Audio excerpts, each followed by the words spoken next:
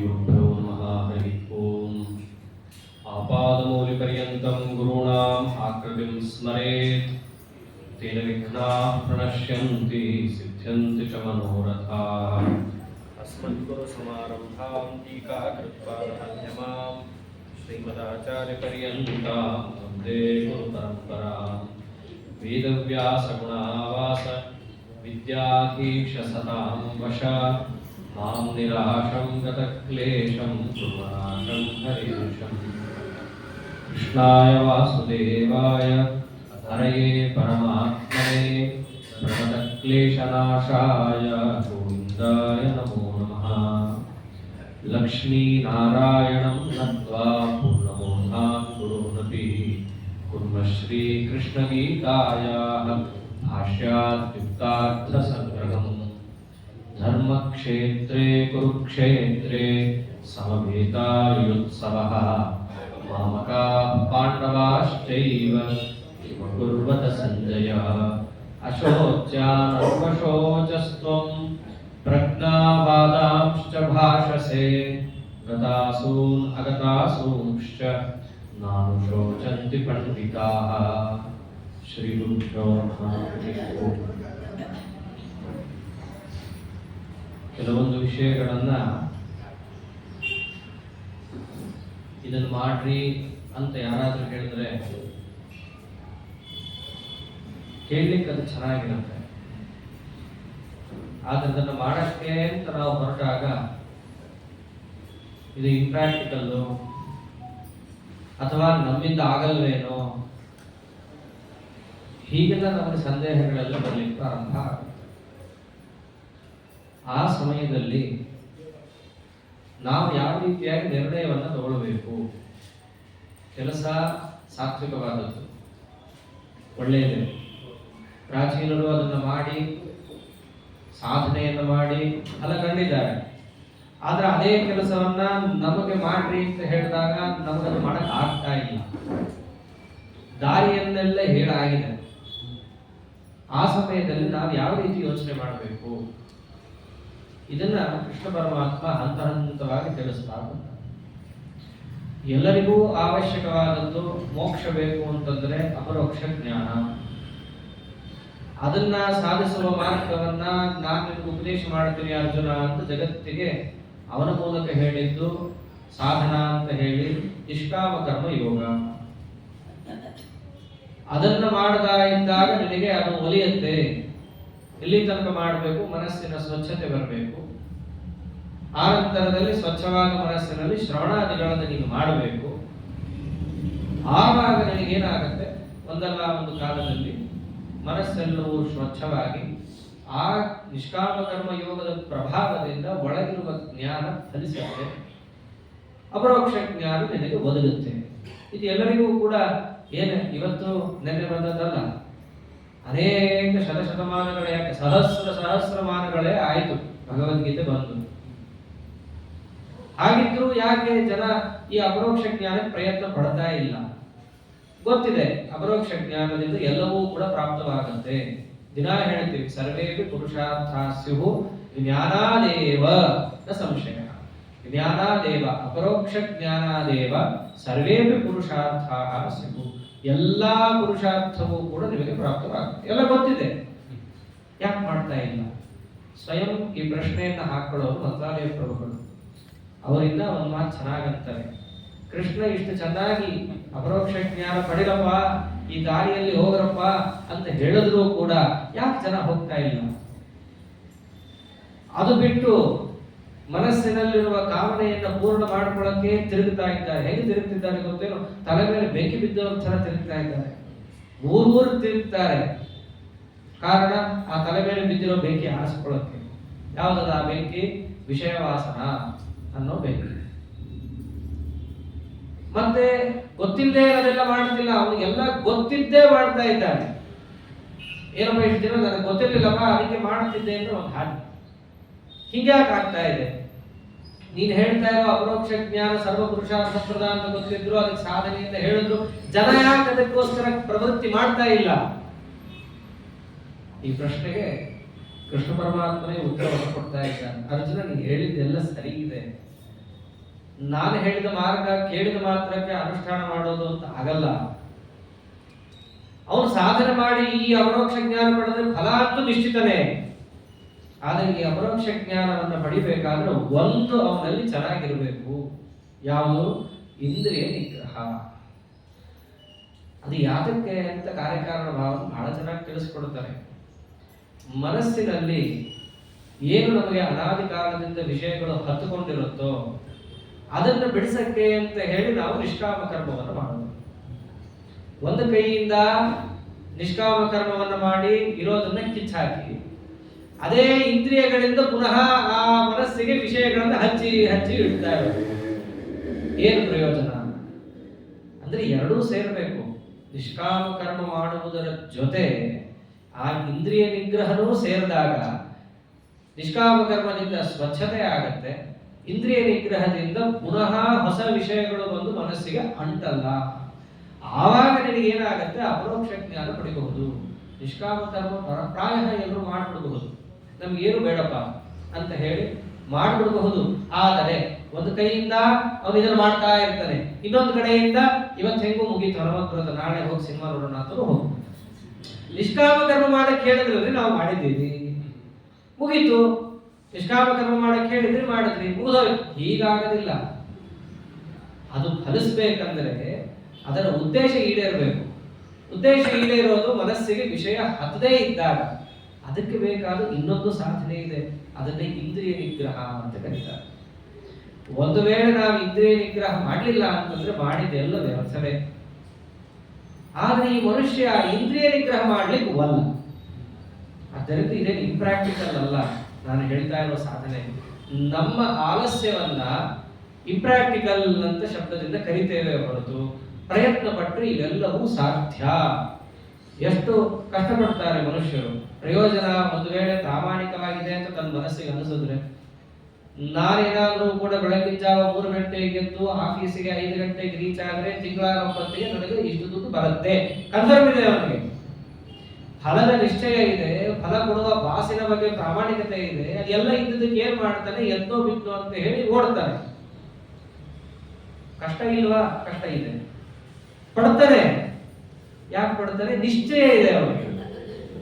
ಹಾಗೆ ಈ ಒಂದು ಪ್ರಕರಣದಲ್ಲಿ ನಾವು ಗಮನಿಸಿದಾಗ ಮೋಕ್ಷ ಯಾವತ್ತು ಸಿಗುತ್ತೀರಿ, ಹೇಗಿರುತ್ತೀರಿ, ಇದೆಯೋ ಇಲ್ವೋ ರೀ, ಅದನ್ನು ಕೊಡೋ ಪರಮಾತ್ಮನ ಬಗ್ಗೆ ಅಂತೂ ಬೇಡ ಬೇಡ. ಬೆಳಗಿಂದ ರಾತ್ರಿ ತನಕ, ಮುಂಜಾನೆಯಿಂದ ಸಂಜೆ ತನಕ ಪರಮಾತ್ಮನ ಬಗ್ಗೆಯೂ ಎಷ್ಟೋ ಸರ್ತಿ ಗೊತ್ತಿಲ್ಲದೆ ಮಾತಾಡ್ಬಿಟ್ಟಿರ್ತೀವಿ. ಹಾಗಿರೋದಕ್ಕೆ ಏನಾಗುತ್ತೆ? ಪ್ರವೃತ್ತಿ ನಮಗೆ ಸರಿಯಾಗಿ ಆಗಲ್ಲ. ವಿಷಯಗಳನ್ನ ನಾವು ಸರಿಯಾಗಿ ಹತೋಟಿಯಲ್ಲಿ ಇಟ್ಕೊಳ್ಳಲ್ಲ, ಇಂದ್ರಿಯಗಳನ್ನ ಹತೋಟಿಯಲ್ಲಿ ಇಟ್ಕೊಳ್ಳಲ್ಲ. ಎಲ್ಲೆಲ್ಲೋ ಹರಿಬಿಡ್ತೀವಿ. ಇಂದ್ರಿಯ ಅಂತಂದ್ರೆ ಎಲ್ಲಿಗೂ ಗೊತ್ತಿದೆ, ಎಷ್ಟು? 10. ಪಂಚ ಜ್ಞಾನೇಂದ್ರಿಯ, ಪಂಚ ಕರ್ಮೇಂದ್ರಿಯ, ಶ್ರೋತ್ರ, ವಾಕ್, ಪಾಣಿ, ಪಾದ, ಪಾಯು, ಉಪಸ್ಥ, ಇವೆಲ್ಲ ಕರ್ಮೇಂದ್ರಿಯಗಳು. ಇನ್ನ ಮೂಗು, ಕಣ್ಣು, ಕಿವಿ, ನಾಲಿಗೆ, ಅದರಂತೆ ಚರ್ಮ, ಹೀಗೆ 5 ಜ್ಞಾನೇಂದ್ರಿಯಗಳು. ಈ 5 ಇಂದ್ರಿಯಗಳನ್ನ ನಾವು ಹತೋಟಿಯಲ್ಲಿಟ್ಟುಕೊಂಡಾಗ ನಿಷ್ಕಾಮ ಕರ್ಮ ಮಾಡಿದ್ದರ ಸಾರ್ಥಕ್ಯ ಇದೆ. ಅದನ್ನ ಮಾಡ್ಲಿಕ್ಕೆ ಈಗ ಸೋಂಬೇರಿ. ಅದಕ್ಕೇನಂತಾರೆ? ನಾನು ಹೇಳಿದ ಮಾರ್ಗ ಕಷ್ಟ ಕಷ್ಟ ಅಂತಂತಾನೆ. ಆದ್ದರಿಂದ ಅರ್ಜುನ, ಈ ಇಂದ್ರಿಯ ನಿಗ್ರಹವನ್ನೇನಾದರೂ ನೀನು ಸಂಪಾದಿಸಿದ ಪಕ್ಷದಲ್ಲಿ ನೀನು ಮಾಡಿದ ನಿಷ್ಕಾಮ ಕರ್ಮ ಯೋಗ ಎಂಬುದು ಪೂರ್ಣ ಫಲವನ್ನು ಕೊಟ್ಟು ನಿನ್ನನ್ನು ಅಪರೋಕ್ಷ ಜ್ಞಾನಿಯಾಗಿ ಮಾಡೇ ತೀರುತ್ತೆ. ಆದ್ದರಿಂದ ಇಂದ್ರಿಯ ನಿಗ್ರಹವು ಇದಕ್ಕೆ ಅವಶ್ಯಕ. ಸರಿ, ಇಂದ್ರಿಯ ನಿಗ್ರಹ ಪಡೆಯೋದು ಹೇಗೆ? ಹೇಳೋದು ಸುಲಭ. ಅದಕ್ಕೆ ಉತ್ತರ ಕೊಟ್ಟ ಪರಮಾತ್ಮ, ವಿಷಯ ವಿನಿವರ್ತಂತೆ ನಿರಾಹಾರಸ್ಯ ದೇಹಿನಃ ರಸವರ್ಜಂ ರಸೋಪ್ಯಸ್ಯ ಪರಂ ದೃಷ್ಟ್ವಾ ನಿವರ್ತತೆ. ಬಹಳ ಚೆನ್ನಾಗಿ ಹೇಳ್ತಾನೆ ಪರಮಾತ್ಮ. ಇಂದ್ರಿಯಗಳನ್ನು ನಿಗ್ರಹ ಮಾಡೋದು ಹೇಗೆ ಅಂತಂದ್ರೆ, ವಿಷಯ ವಿನಿವರ್ತಂತೆ ನಿರಾಹಾರಸ್ಯ, ಉಪವಾಸ ಮಾಡೋದು. ನೀನೇನಾದರೂ ಉಪವಾಸ ಮಾಡಿದ ಪಕ್ಷದಲ್ಲಿ ವಿಷಯಾಹ ವಿನಿವರ್ತಂತೆ. ವಿಷಯಾಹ ಅಂತಂದರೆ ಇಂದ್ರಿಯಗಳು ವಿಷಯವನ್ನು ಉಪಭೋಗಿಸುವ ಶಕ್ತಿ, ಅದು ಕುಂದಿ ಹೋಗುತ್ತೆ. ಇದೆಲ್ಲ ನೆನೆ ಸರಿಯಾಗಿ ಉಪವಾಸ ಮಾಡಿದವರಿಗೆ ಗೊತ್ತಿರುತ್ತೆ. ಉಪವಾಸ ಮಾಡಿದ್ರೆ ಎಲ್ಲಾ ನಮ್ಮ ಇಂದ್ರಿಯಗಳ ಶಕ್ತಿನೂ ಕೂಡ ಕಮ್ಮಿ ಆಗೋಗುತ್ತೆ. ಆವಾಗ ಇಂದ್ರಿಯಗಳಿಗೆ ಶಕ್ತಿ ಕಮ್ಮಿ ಆದಾಗ ವಿಷಯಗಳನ್ನ ತಂದು ಎದುರಿಗಿಟ್ರು ನಮಗೆ ಬೇಕಾಗಿಲ್ಲಪ್ಪ ಅಂತ ಅಂತಾರೆ. ವಿಷಯವನ್ನೇ ಗೆಲ್ಲೋದು ಹೇಗೆ ಅಂತ ಪ್ರಶ್ನೆ ಅಷ್ಟೇ. ಇವೆಲ್ಲ ಹಿಂದಿನ ಕಾಲದಲ್ಲಿ ರಾಜರು ಮಾಡ್ತಿದ್ರಲ್ಲ, ದೊಡ್ಡ ದೊಡ್ಡ ಕೋಟೆಗೆ ಹೋಗಿ ಬಚ್ಕೊಂಡ್ಬಿಡೋರು. ಆ ಕೋಟೆನೋ ಒಡೆಯಕ್ಕಾಗ್ತಾ ಇರಲಿಲ್ಲ. ಏನ್ ಮಾಡ್ಬೇಕು ಮತ್ತೆ ಗೆಲ್ಲೋದು ಅಂದ್ರೆ ಹೆಂಗೆ? ಆ ಕೋಟೆಗೆ ಹೋಗೋ ಸಪ್ಲೈ ಎಲ್ಲ ಬಂದ್ ಮಾಡೋದು. ಅದನ್ನೇ ಅಂತಾರ ಸೀಜ್ ಅಂತಾರಲ್ಲ. ಎಲ್ಲ ಆ ಕೋಟೆ ಸುತ್ತಲೂ ಘೆರಾವ್ ಹಾಕಿ ಒಂದೇ ಒಂದು ಕಾಳು ಸಹಿತ ಕೋಟೆ ಒಳಗೆ ಹೋಗ್ಬಾರ್ದು. ಈ ತರ 3-4 ತಿಂಗಳು ಮಾಡಿದ್ರು ಅಂತಂದ್ರೆ ಆ ಕೋಟೆಯಲ್ಲಿ ಇದ್ದವರೇ ಬಾಗಿಲು ತಗೊಂಡು ಬಿಟ್ಬಿಡು ಮಹಾರಾಯ, ನಾನು ಈ ಹೇಳ್ದಂಗೆ ಕೇಳ್ತೀನಿ ಅಂತ ಬರ್ತಾರೆ. ಇದೊಂದು ಇದೆಯಲ್ಲ ಲೋಕದಲ್ಲಿ. ಹಾಗೆ ನಿರಾಹಾರಸ್ಯ, ಒಂದು ವೇಳೆ ನೀವು ಇಂದ್ರಿಯಗಳಿಗೆ ಆಹಾರವನ್ನು ಕೊಡೋದು ನಿಲ್ಲಿಸಿದ್ರಿ ಅಂತಂದ್ರೆ ಆಗ ಇಂದ್ರಿಯಗಳು ನೀವು ಹೇಳೋದನ್ನು ಕೇಳುತ್ತೆ. ನೀವು ಏನು ಕೊಡ್ತೀರಾ ಇಂದ್ರಿಯ ಅದನ್ನ ಅವಾಗ ತಿನ್ನುತ್ತೆ.